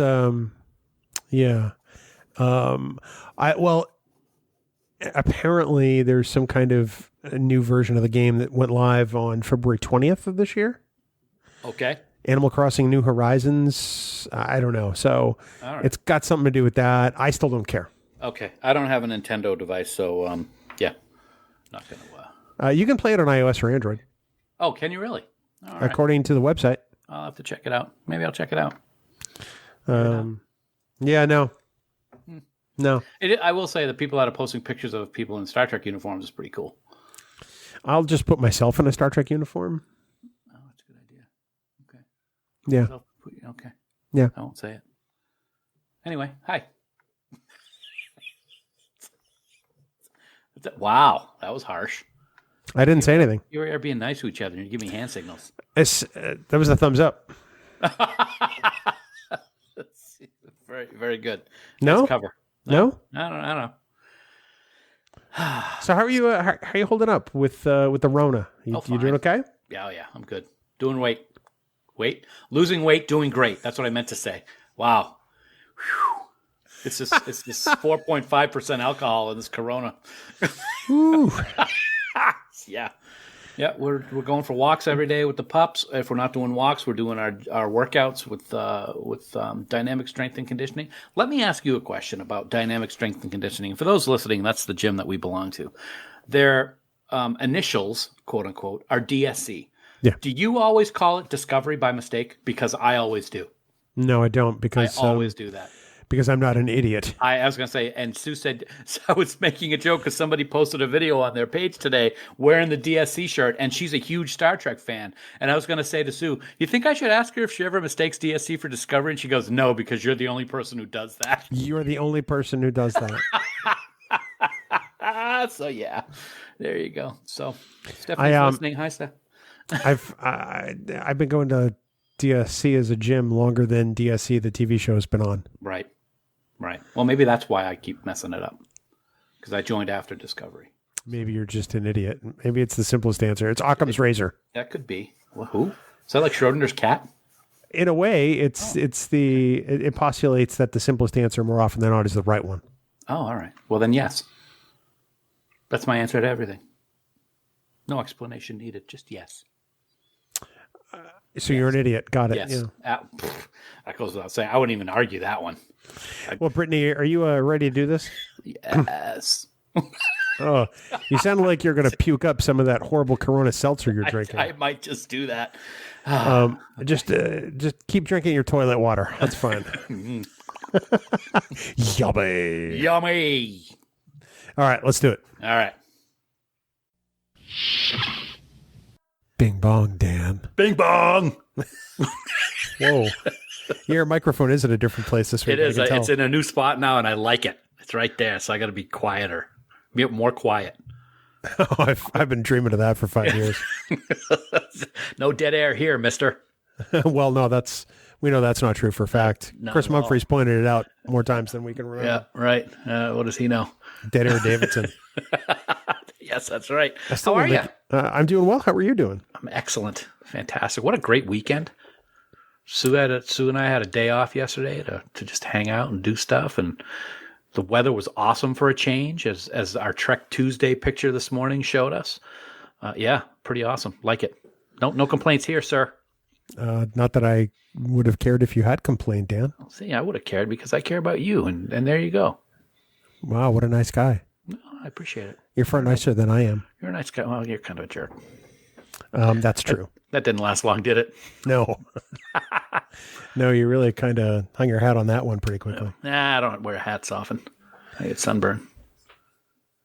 If I don't wear them. I was going to say. It's like I might have a little bit. You might see it a little right there. I do. Yeah. A little sun this weekend had the sunroof open and was like, oops, had the sunroof open. Ouch. Yeah. But that's all right. I don't mind. You didn't necessarily take appropriate precautions there? No, I didn't. That's all right, though. It happens.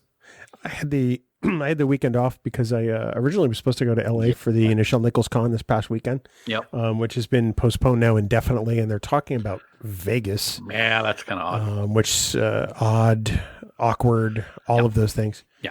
And I don't know how I feel about that, but it was nice just to have the weekend off and not do a whole lot, which made me very happy. Yeah. We always take the dogs for a ride on the weekend in the car because they love being in the car, and we take them for walks and stuff like that. And we got a bunch of stuff done around the house. I stained the concrete on the porch and mowed the lawn finally and did a whole bunch of things. So, it's always fun to get stuff done. People who aren't getting stuff done during this weird time where they're home all the time makes you wonder what they do. Because, I'm looking for stuff to do. So... yeah. I'm not getting stuff done during this time, so let me tell you what I do. Nothing. I can't not do anything. I can, and at times it's glorious. It's very difficult for me to do that. I can't sit still. Whether I'm stitching or whether I'm, reading or something, I just can't not be doing something. Yeah. Okay. I don't know how I was going to do kind of like a limerick rhyme type thing, rhyme, but I just completely didn't.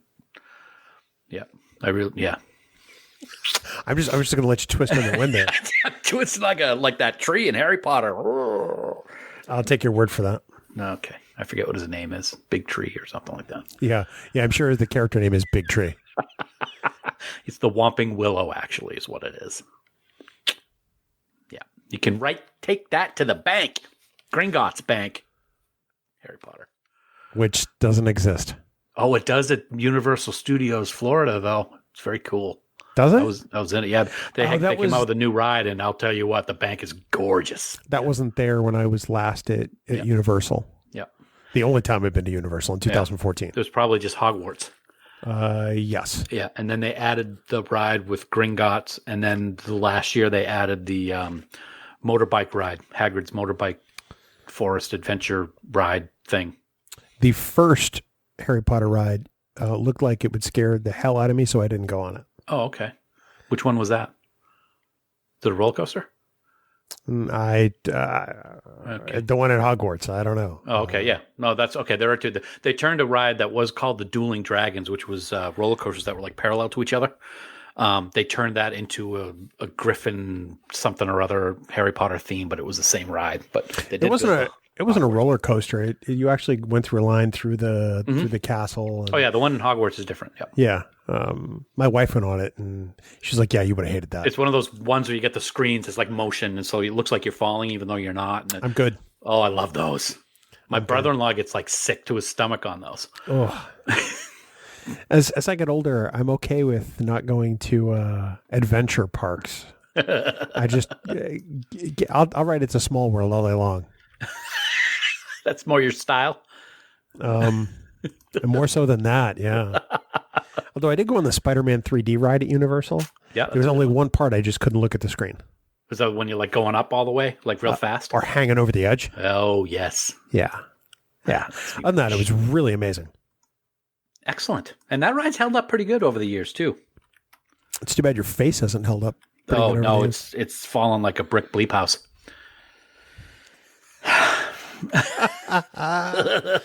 All right. Well, let's, what do you say we do this and get in and out, nobody gets hurt? If you get hurt a little bit, I'll be all right with that. Oh, yeah. Okay. Just a little blood. Just a little? Yeah. Tiny bit? Here we go. Okay. Bing bong. Wow.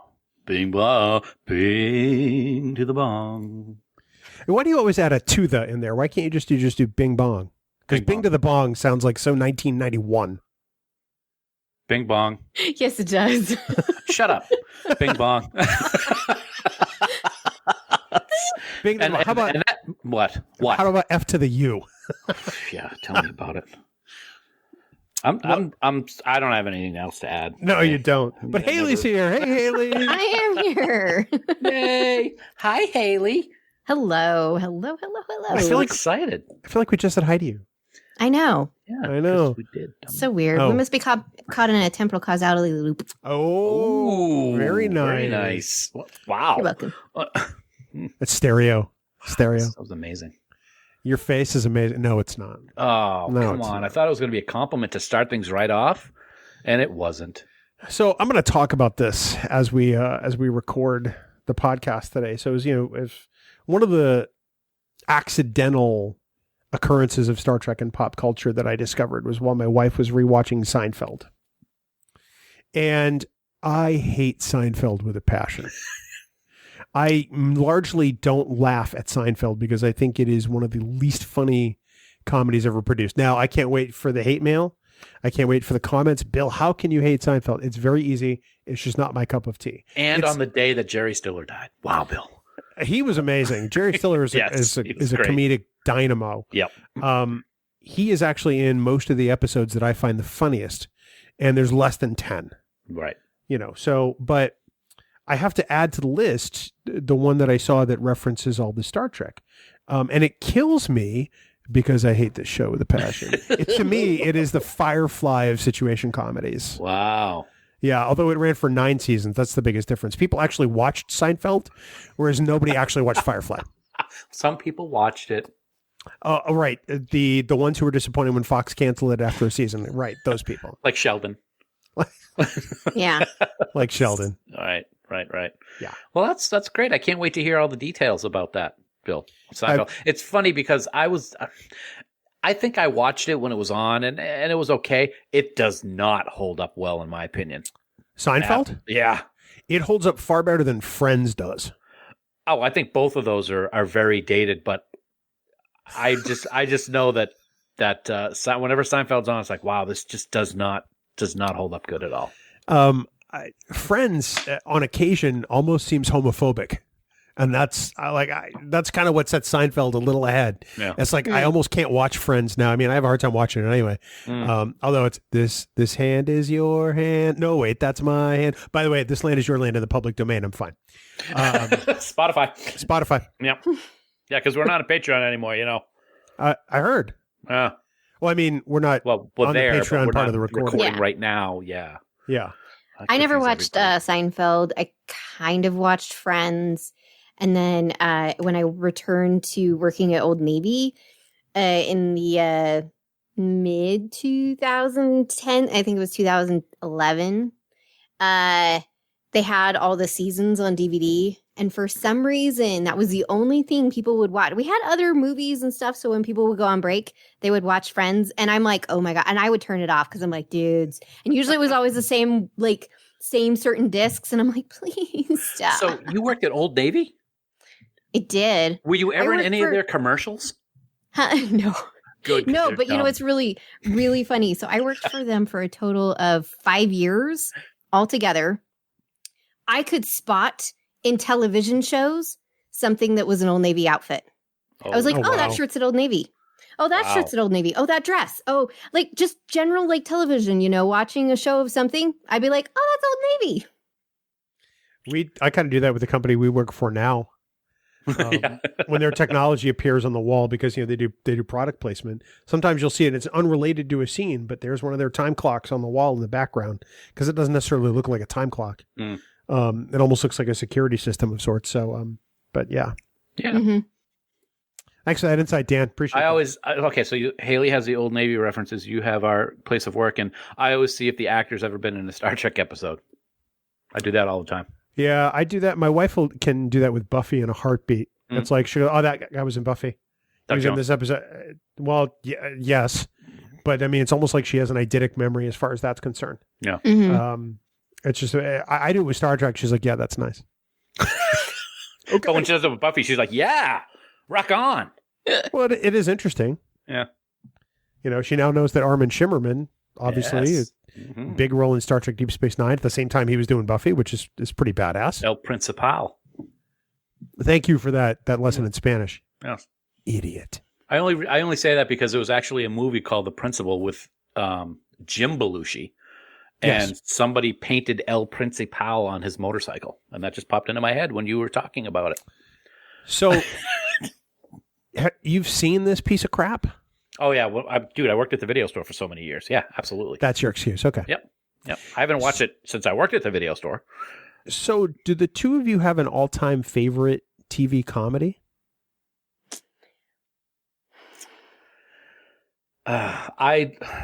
Nostalgia-wise, I got to say Three's Company. I just absolutely loved Ritter's physical comedy.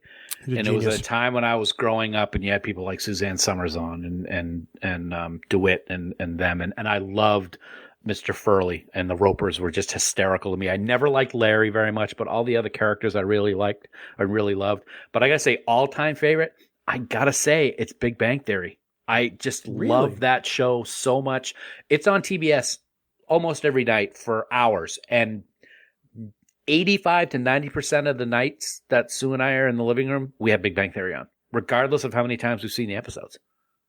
Interesting. Yeah. Haley, what about you? It's hard because there's shows that I wouldn't necessarily classify as comedy that I grew up watching, but they had humorous moments to them. I will say, because we've been showing Chloe the greatness that is late 80s, early 90s television as of late. Young me that stayed up to watch TGIF would definitely say Perfect Strangers. Okay. Yeah. I can buy that. Later me, I would probably say Gilmore Girls. Oh, interesting. Was my jam. I really liked Gilmore Girls. But I never really watched something that was just strictly just like comedy, like based off of like just comedic stuff. If you had asked me a few years ago, I would have said the first 3 seasons of Arrested Development, the ones that were on Fox, because I think it's the best written comedy of all time, those first 3 seasons. However, for just flat out funny and rewatchability, I have to say for me, it's become The Office. Yeah, I was going to say, you got to choose. I knew you were going to choose The Office. Yeah. The American version or the original? The U.S. version. I like the BBC version very much, but there's not very many episodes. It only ran for 2 series and a Christmas movie. So that's really only about 12 episodes in a movie. You figure that the U.S. Office ran for 9 seasons, close to at least 200 episodes, I think, if not over. But it feels like my life is a continuous Office rewatch. I was going to say Dallas, but I went with Three's Company. Dallas isn't a comedy. Oh yeah, it is. It's hysterical. I will say, yeah, it's hysterical in watching it because I've been watching it with Zach, and the only thing that's funny really? is just the JR. I'm just like, oh my god, this dude. You're like, really? Larry Hagman. Well, if we're going to count shows like that, I would say The Bachelor and The Bachelorette are probably the best comedy on television. Because those shows are just train wrecks.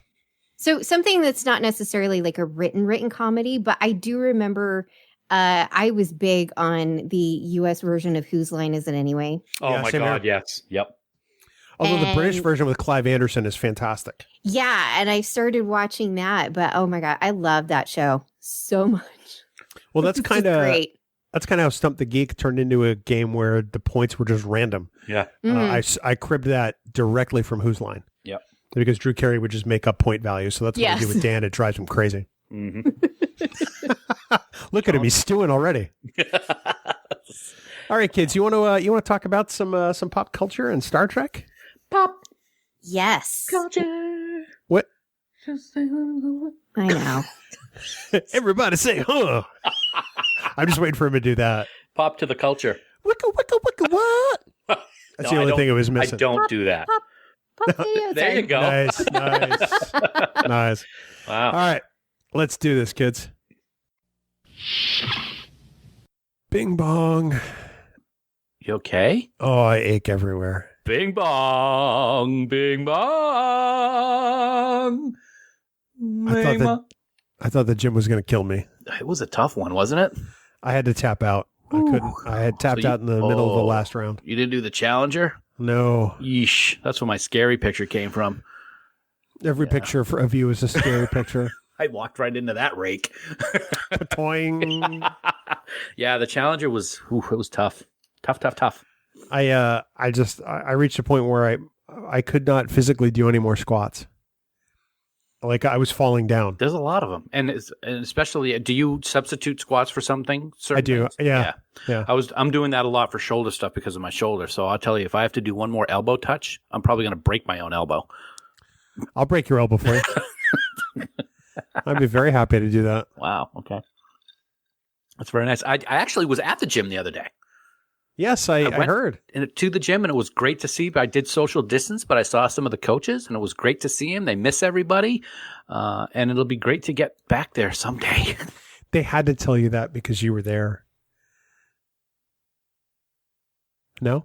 I was going to say something, they miss everybody but Bill, but I decided not to do that. But then you have to go around and insult me. I knew you were thinking it. That's the thing. You can see it in my eye. I had a twinkle. I was like, You're like, I'm going to go in for the kill. No, I'm not. No, I'm going to be nice. I'll let Bill do it instead. I said there's two kinds of people on this show, quick and hurt. What's the name of the movie with Sharon Stone? The Quick and the Dead. Quick and the Dead. Great movie. I've never seen it. It is. Some people go, it's just so stupid, but it is. You have to evaluate it for what it is. I think it's a Sam Raimi film. Okay. I'm gonna IMDb this really. While you're IMDbing it, I'll ask you this. You say it's great. Did you see Unforgiven with Clint Eastwood? Ages ago, yeah. Did you like that? I love it. It's a great movie. Okay. All right. I just want to make sure we're on the same page. This is different because you get Gene Hackman just chewing scenery. Okay. He is a sadistic, bad man. And the control he holds over this town is just gross. Oh, okay. And Sharon Stone's character is different for the time, but yeah, female gunfighter. Okay. Yeah. But I mean, if you take the movie for what it is, it actually is a really great statement. Okay. And visually, it's beautiful. All right. I will check it out then. There you go. You get a young Leonardo DiCaprio in the movie. Oh, wow. You get Tobin Bell, who was in Saw. You get Kevin Conway, who was Kailash in Next Generation. Yeah. You get, obviously, Sharon Stone. Russell Crowe is in it. Oh, my goodness. Lance Henriksen, Pat Hingle, Gary Sinise. I thought you were going to say Lance Reddick. I would have stopped recording right now and gone downstairs. Mark Boone Jr. from Sons of Anarchy. There's a whole bunch of people in this movie that are just that are great and people you don't expect to see there. So it's I think it's definitely one I love. All right. The lighting, the cinematography, I think is fantastic. Is it as good as Dumb and Dumber Part 2? Nothing is as good as Dumb and Dumber Part 2, man. Very good. That was nice. Oh, and Keith David. I don't know how I skipped over his name in the credits. That's all right. Probably because you weren't reading it. I was reading it. I just was scrolling at the same time. Oh, I see. You're such an idiot. Yeah, but you know what? It makes it fun, doesn't it? What exactly? Wait till you hear my Farkism this week. Great. It's going to be awesome. By the time people are listening to this outtake, they will have already heard it. But they will. Yeah. So will I. Yeah. Still. Anyway. I look forward to it with great joy. Anticipation. See what I did there? I like that. That was very good. And as I was getting ready to come up here and record tonight, before we flipped on Big Bang Theory, I was flipping through the stations, and Star Trek: The Motion Picture was on one of the Epix channels. I could just like sit and listen to that music for hours. It was the boring part where they're just going through V'ger, and all you see is how small the ship is, and the music plays. So basically, an hour and a half of the movie. I'm just wondering how much more you can hold your ice cubes next to the friggin' microphone. I want people to know why I'm drinking. I was watching the boring part of Star Trek: The Motion Picture. There is no boring part of Star Trek. No, there really isn't. It's all wonderful. I got to say, they all like to wear their uniform shirts open. McCoy's got a whole going out there with his chest hair. Forrest, yeah. To Forrest Kelly. I know, right? it's right. Know. That's what that was very good. Yeah. Anyway, so we just broke the news to patrons on the segment that our regular listeners don't get to hear that we've decided we are not attending Las Vegas this year if in fact Star Trek Las Vegas is still held. Yep. And it's sad. A bummer. Where I'm incredibly sad. Yep. But as we talked about, it is the right thing to do in both of our minds with everything going on. And as I also said, it will make 2021 all that much more enjoyable. And we will love it tenfold next year. I have a responsibility to my family, and as you do yours, to stay healthy. And we can't necessarily guarantee that by going to a place that where people may not have that foremost on their mind. Right. And we've seen that already where that's not always the case. And I just think it will. I personally hope that at some point in the near future, whether it's Creation, whether it's the Rio, cancels it. I don't want it to be there where barely anybody shows up. It's a complete money drain for Creation, and it causes problems going forward. I'd rather it get canceled. They get their insurance money, however they need to do it. And 2021 is a huge, tremendous bash that we all can go to and have a great time. I think we're going to have to throw the biggest party we've ever seen. Simply just to make up for the year we didn't get to have. Almost like two parties in one. Right. Fan Geeks. Party. Oh, I actually kind of like that. Fan Geeks Party. We'll just call it Party. There you go. Fan Geeks Party squared. No. You had me up until the stupid Sheldon laugh. Well, that was a snort. That wasn't a Sheldon laugh. It was pretty close. It's hard it's hard to discern the difference. How about a Sheldon snort? What does that sound like? Yeah, I'm sorry I asked. Oh, goodness gracious me. Hey, dude, see it or skip it. Season 3. Come on, man. What a load of fun. Can I just say, Ali Martinez is probably one of the genuine nicest humans on this planet. Yeah. It's so nice of her to record with us. We absolutely adore her. She is wonderful. Yep. She's one of the most positive people in all of Star Trek fandom. If you're not following her on social media, you absolutely should, because we think she's amazing. She is the next generation of this fandom, and I think that with people like her, fandom is in great hands. Yeah, you said it. And I think everybody on the planet does follow her because she'll put a tweet out and I'll check it like 30 seconds later and she's already got like 575 likes or something like that. It's like, what? I had 3 on my last one. So I don't know. But you're absolutely right. She's fantastic. And I think she was like, we were doing our normal spiel during the conversation and she's like, her jaw's dropping and she's putting her hands on her ears as we're doing our thing. We had a great time. We love her to death. And I can't believe it. It was only last year when I first met her, or 2 years ago in Vegas. Yeah, 2 years ago. Wow, it's amazing. And she's way over across the pond now. The other pond. Yeah, I was gonna say the other pond, the Pacific pond. Right. Yeah. Mm-hmm. Yeah. So actually, this means you're not going to DST either, right? Now that let me loop back to conventions. We canceled that right at the beginning of this whole thing. I think we canceled it, and we didn't actually make any reservations for anything yet. We just knew that we were going to. We had set up things with my cousin, my nephew who's out there, but we decided, no, not doing any of it. So there are no conventions in the foreseeable future. The only thing I have looked forward to right now is Trek Geeks Live in Concord, New Hampshire, in October. Assuming at this rate that it happens, we're going to proceed as though it is. Yeah. And Sue and I were driving last weekend with the dogs, and we went through Concord and drove right by it. I was like, oh, that's where we're going to do our thing. Yeah. It's a great little venue, 300 seats. It's very nice. Yeah, it does. I was going to say, we should go up there and take a tour one of these days, but that's probably not the best idea. Not right now, no. No. So are you ready to do the see it or skip it thing? Always ready to do see it or skip it, man. Always ready. Oh, that's a first time for everything. I know. You'll be surprised. Yeah. I can't even wait. Here we go. Bing bong. Bing bong, baby. Welcome back. Hey, how are you? Good. How was your holiday weekend? It was awesome. Yeah. Weather was great. We actually got to go visit the sister and brother-in-law and did some social distancing out on the deck. because they expanded their deck to almost twice the size it was before. So, oh wow, it was pretty awesome. Yeah, the weather was really great. The dogs loved it. They liked seeing Lily, and it was good. Good. How about you? Did you do anything fun? I didn't do anything, which was awesome. That can be fun. I loved it.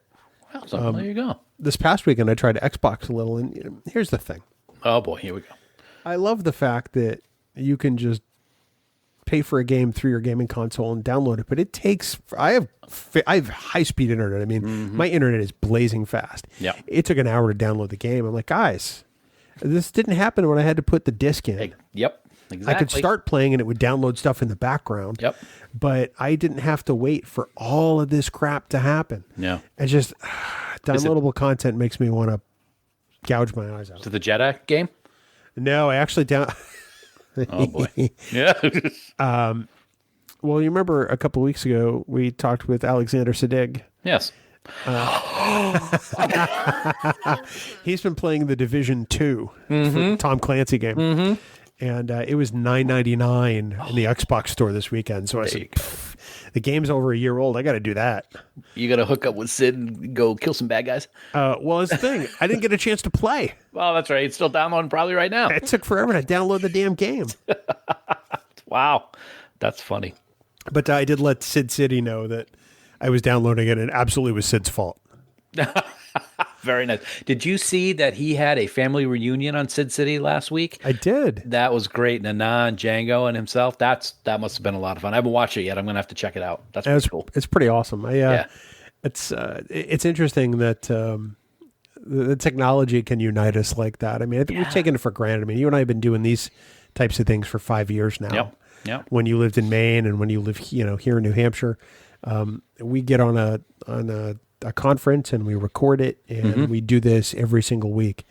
And it's fascinating to see how people are responding to it all over the world. As I got to say, selfishly, I've taken advantage of it also. And I had a family reunion of sorts when, before we had gone and visited my sister and brother-in-law. We'll do a meeting with Donna and Chris. And then we also pulled in my parents who were down in Florida still one weekend for a couple of hours. And my brother jumped on and my niece. It was awesome. And it's like, okay, we don't do this when we're together. And here we are, all of us now, unless it's Christmas or Thanksgiving. And it was pretty cool. Yeah, it was awesome. Yeah. So, well, good. Yeah, I'm glad that you got the chance to do that. That's fantastic. Yeah, well, you're fantastic, Bill. Your face is fantastic. Wow.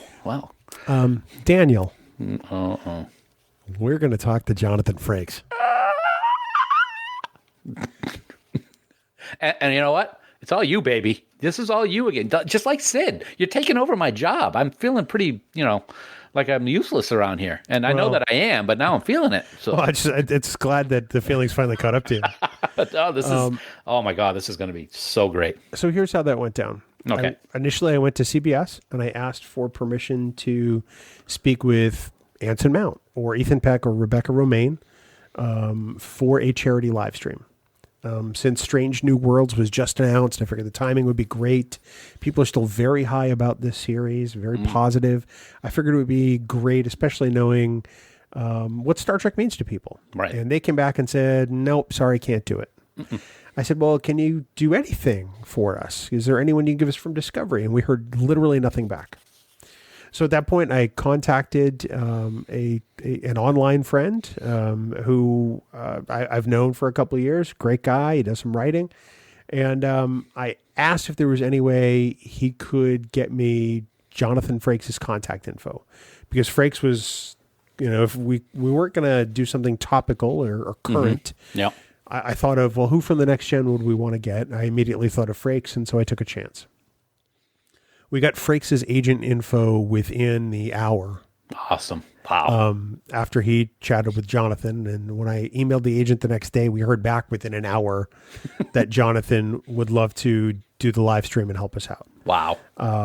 All based on the fact that we're raising money for Feeding America and the money's going solely to them. We don't ever see it. And we just want to try to do some good and feed some people who could use it. I want to like when we like welcome him, I want to kind of like stroll in. I wish I had like a wireless and I'd like do a Riker sit down in my chair like he used to do and be like, "Hey, Jonathan, what's up?" With your luck, you'd mess it up and go ass over tea kettle, as my mom would say. Hit the microphone, it breaks on the floor, the monitor cracks, and then I can't be part of the fun. I always see your feet sticking up, and we hear this. Ow. Ow. Honey. Ow. Yeah. I can't, this is so strange. Of course, Star Trek is the thing with him, and I can't wait to talk to him about it. But you know what I'm looking forward to talking to him about the most right now? I do, based on our conversation. I can't wait to talk to him about North and South. and his wife, Jeannie, because I love Jeannie Francis. I used to watch General Hospital back in the Laura days. Let's be honest, we really care about Jeannie, so why don't we get her on instead? Jonathan, can you just bring her over to the camera so I can say hi? Thanks, pal. Can you just pan right? Go take a bathroom break or something. We'll be fine. Get some more gum. Frakes is also a Red Sox fan. Awesome. Yeah. That's fantastic. He likes New England. Yeah, he does. Although I think he's been a Red Sox fan for quite a long time. Well, he's a smart man too. Then he's not if he's coming on our show. Well, that's all you, baby. So if he's I'm not going to call him stupid. I was going to say. So if he's stupid, it's your fault. But that doesn't sound right. So I don't know. I don't know what I'm saying. That never changes, right? Never once. And that's what makes the show so fun. You're into admitting a whole bunch of stuff this week that I'm just not used to. I'm not prepared for this. Well, you're essentially admitting to everybody you suck. I've known that for years. Dude, the rest of us have known it for a lot longer. Well, I understand that, but you know what? The first step to getting back on track is to admit everything. So, yeah. Don't think that's quite how that goes, but let's let you live in that delusion. Hey, if that helps me get back on track and right the ship and all that crap, then okay. No. No. You're not right. You'd be nothing without me. I can just see it. Someday you're going to put your consciousness into an android body and become the egotist, sort of self-loving Ira Graves type, and somebody's not going to be able to wait to beam you into space, and I hope it's me. Okay. I got to say, you know what? With all my flaws, and I'm dumb and ugly and everything you are. like that. Yeah. You're all those things. Who else on the planet Earth would make you laugh at 1 a.m. by breaking out into Aaron Neville in a hotel room? Right? Am I right? I'm right. At that point, I kind of felt like a torture victim. I felt like there was some Stockholm syndrome setting in. I had to laugh because it was the only way I was going to get you to shut up. But the best part is it was like pitch dark for an hour. You're over there on your iPad. I'm trying to go to sleep. You turn off the iPad. You put on the white noise. You lay back. It's silent with the exception of the fan noise. And the next thing I hear is, look at this man. And you just start cracking up. It's not even like I pissed you off. You just start laughing. I knew it was coming. I just didn't know when. I thought I was safe when I rolled over to go to sleep. No, I had tears in my eyes, the whole 9, because essentially when we do sleepaway camp, we're 12. And you know what? That's the best part. I said that to my wife yesterday, I think. What's today? Monday? I think. Yes. So yesterday we were on our drive with the dogs and we were talking about something and I just started laughing because I laugh at my own stupid jokes because that's what life is all about. Yep. And I look at her and I go, you know what? 50-year-old body, I'm always going to be 12 in here, baby. Yeah, that's about what it is. Yeah. It's, I'm proud to be 12. Yes. I think I'm having a better 12-year-old as an adult than the real 12. Than I was at 12, I'll drink to be honest. No, we're going to do that right now. Yeah, I'm drinking water to that. So am I. I've got water. All right. Anyway. All right. Well, yeah. So June 11th, 8:30 p.m. live on YouTube and Facebook simultaneously. Our conversation with Jonathan Frakes to benefit Feeding America. Go to trekgeeks.com/donate for more information and to donate. What am I going to wear? Nothing. We're nothing. Okay. I dare you. I double dog dare you. No, I will not do that to Jonathan. I don't want him to laugh at me. Commander Riker, it's too soon for this. Because that's what I want to be able to say. I'm going to walk in. I'm going to sit down naked. He's going to go, shields up. It's kind of like, Chief, get me out of here. Wow. Bing bong. Bing bong. You looked confused. What? Oh, we're at the bing bong part. Yeah. Yeah, we're at the bing bong part. We do that. My knees hurt. It's dude, it's amazing. So I got to get I'm getting the MRI tomorrow on my right knee. Yep.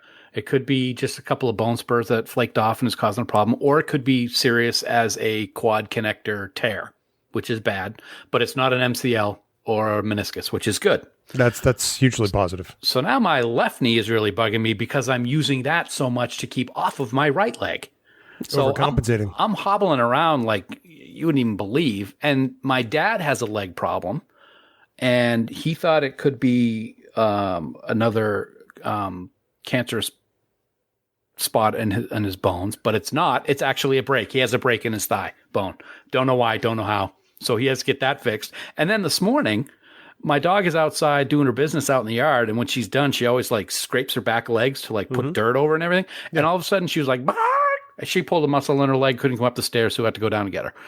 So it's like leg central here in Merrimack.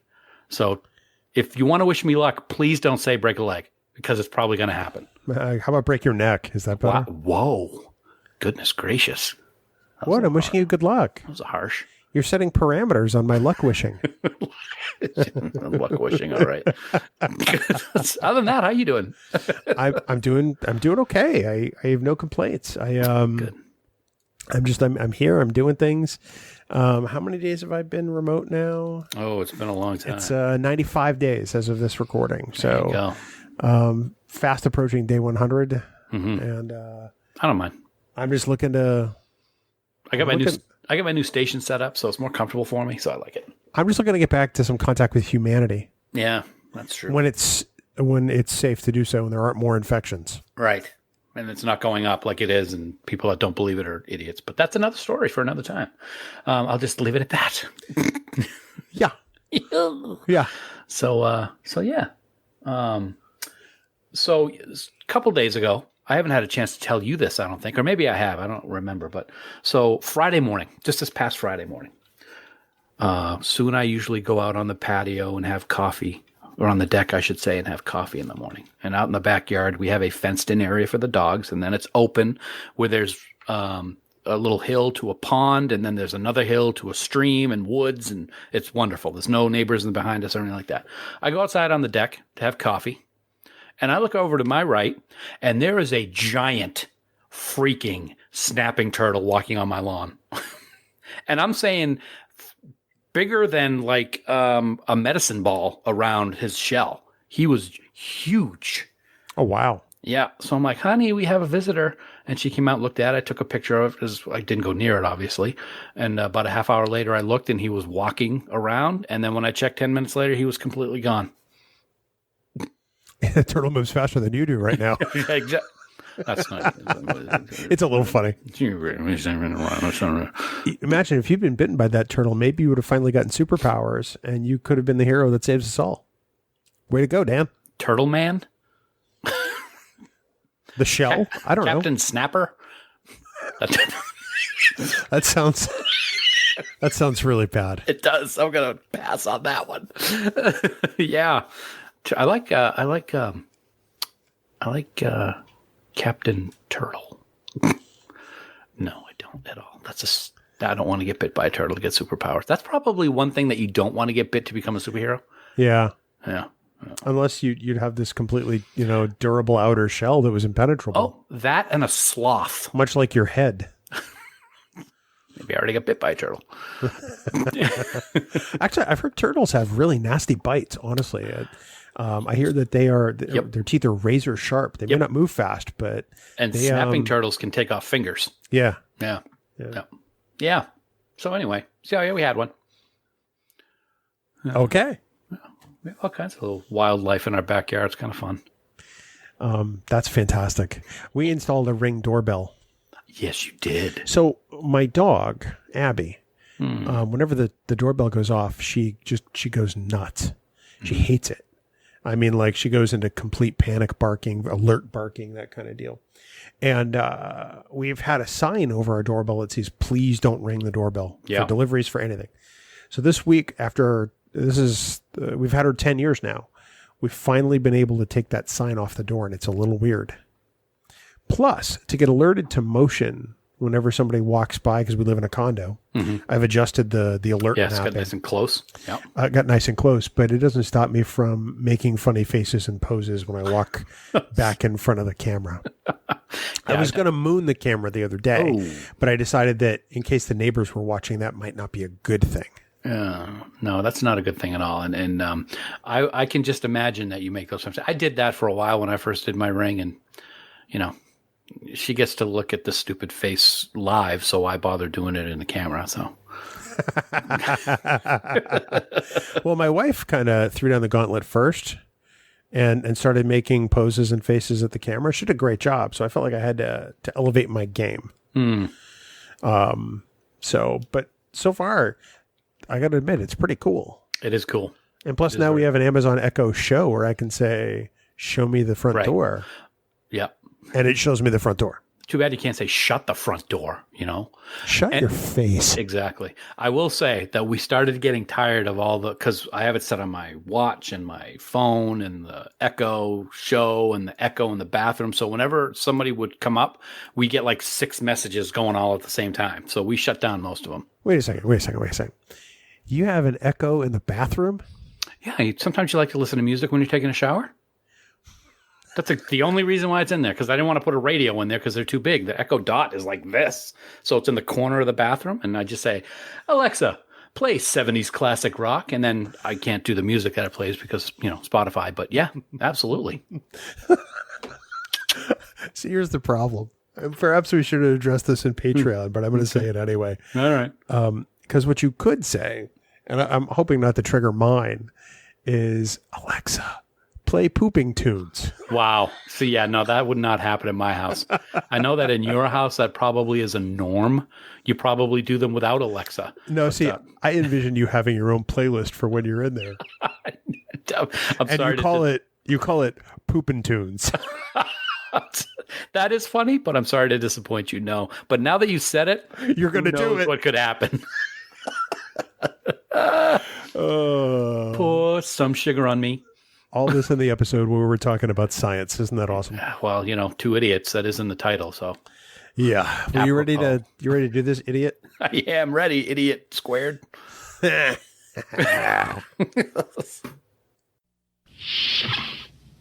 Bing bong. No. None Bing bong. Thank you. Yes, I was wondering. None of this bing to the bong. I wasn't going to do that. I have not done that since you pointed out that I did it. And I like last week. No, it's been a couple weeks now. Come on now, don't put words in my mouth. Don't put words to the mouth. I hope you choke. I got my grapefruit martini again, Brooke. This one's for you. So, can I just say that when we started doing this podcast 5 years ago, you and I would record from our various locations, me in New Hampshire, you in Maine, and we'd both be sweating bullets by the time we were done this time of year. Right. I am comfortably ensconced in a meat locker right now. Oh. Because the air conditioner's on in the window. You probably can't hear it. No. But I am happy that those days are long behind us. Long gone. I've got the central air right at my foot. So if I get a little warm, I just put my foot over it. I get a little coldness on my foot. Cold foot, so to speak. Cold feet. I got cold feet. I run circles around you.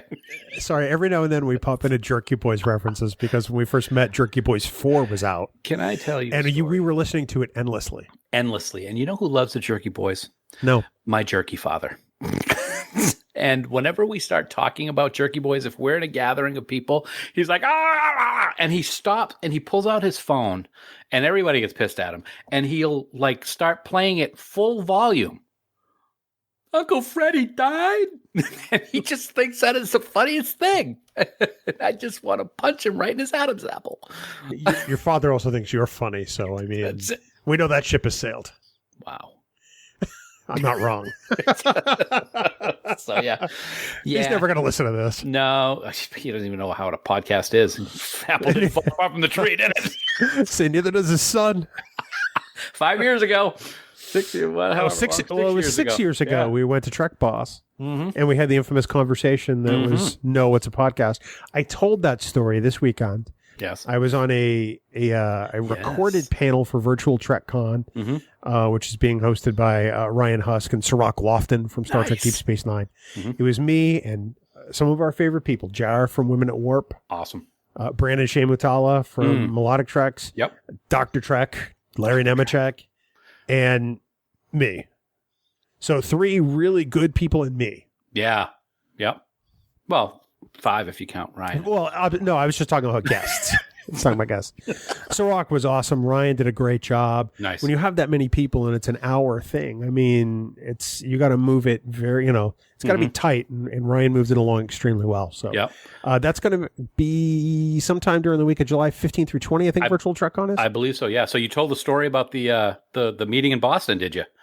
Well, yeah, I said, we talk about how we got going and what did we know now that we wish we'd known then and that kind of deal, and what should people watch out for. And of course, the first thing I talked about was negative feedback, because our very first piece of email was, you guys should be more like Mission Log because they're a great podcast and you could learn a lot from them. Mm-hmm. Yeah, well. And here we are later, still in Mission Log shadow. Yeah, but John Champion's got a big shadow, so. Well, no, because he's really kind of small. I know, but then when the sun's at the right angle, it just makes him kind of squarish. Dude needs a cheeseburger, which I think we could talk him into. You can put it in his ascot. In the crevasse. Oh, yes.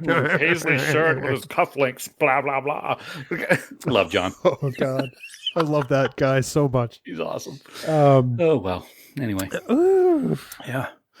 So I got to tell you, these grapefruit martinis have fast become my favorite. Yeah. I have one right now. I'm not a big fan of grapefruit. I never used to be until I started these things. Because if I'm going to drink grapefruit juice, I'm going to put gin in it. And I'm not really, those days are behind me. All right. That's fine. You know what else I did today? I'm guessing nothing. For the first time, I started brining a pork belly to make my own bacon. Interesting. Jalapeno bacon, brother. Oh, see, now, why do you need to modify the bacon? It's part. It was the recipe that everybody agreed to. Is this a goddamn Guy Fieri recipe? Because I'm going to drive over there and cough on you. It's not, but we all talked about it, and I bought the pork belly, and I cut it in half, and one of them is regular, and one of them's jalapeno, and I put all the brine together for the jalapeno today. What is this crap? Me and the Alex Trebek fan. And the brother-in-law who does and her husband and Sue and I. It's for the camp because that's coming up in a couple weeks. Jalapeno bacon. Well, they used to have it at Hannaford's and it was fantastic, and then they stopped it. I'm amazed you didn't make one maple. That could be next. Don't you worry. I already got that recipe. I got that ready too. Oof. Maple and brown sugar and honey. Brine it for 8 days. Just take the pork belly and just like. This is great radio. It is good. You want an outtake. You want to have some weirdness to it. So welcome every week just by having you here. Yeah, that's right. I'm not gonna disagree with that.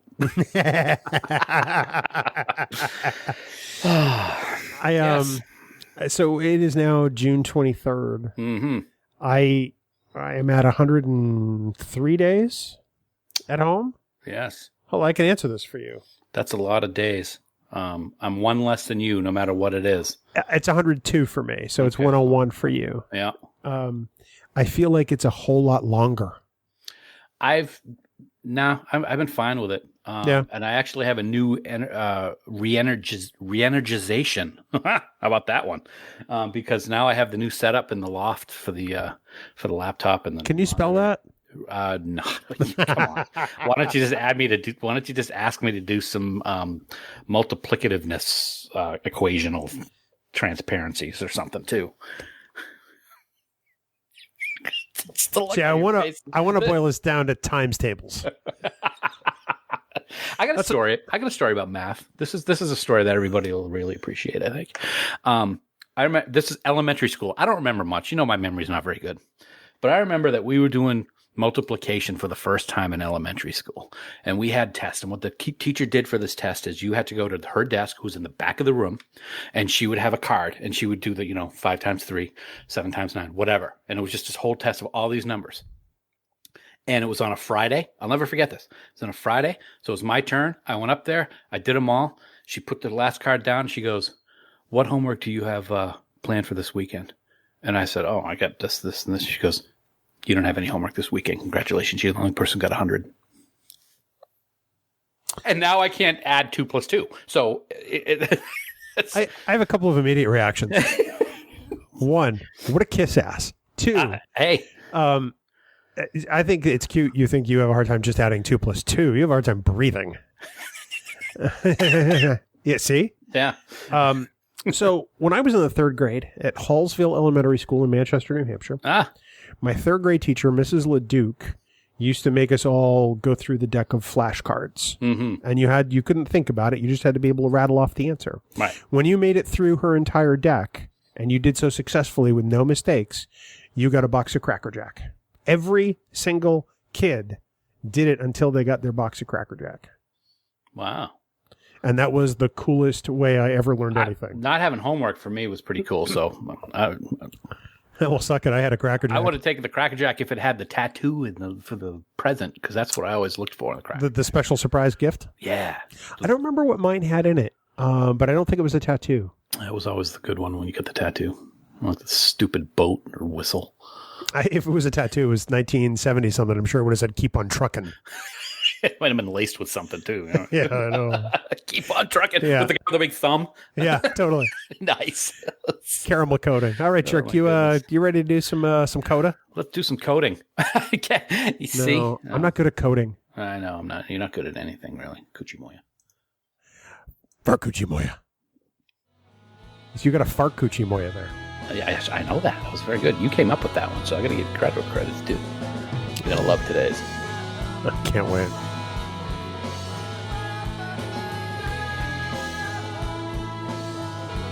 And bring my belt.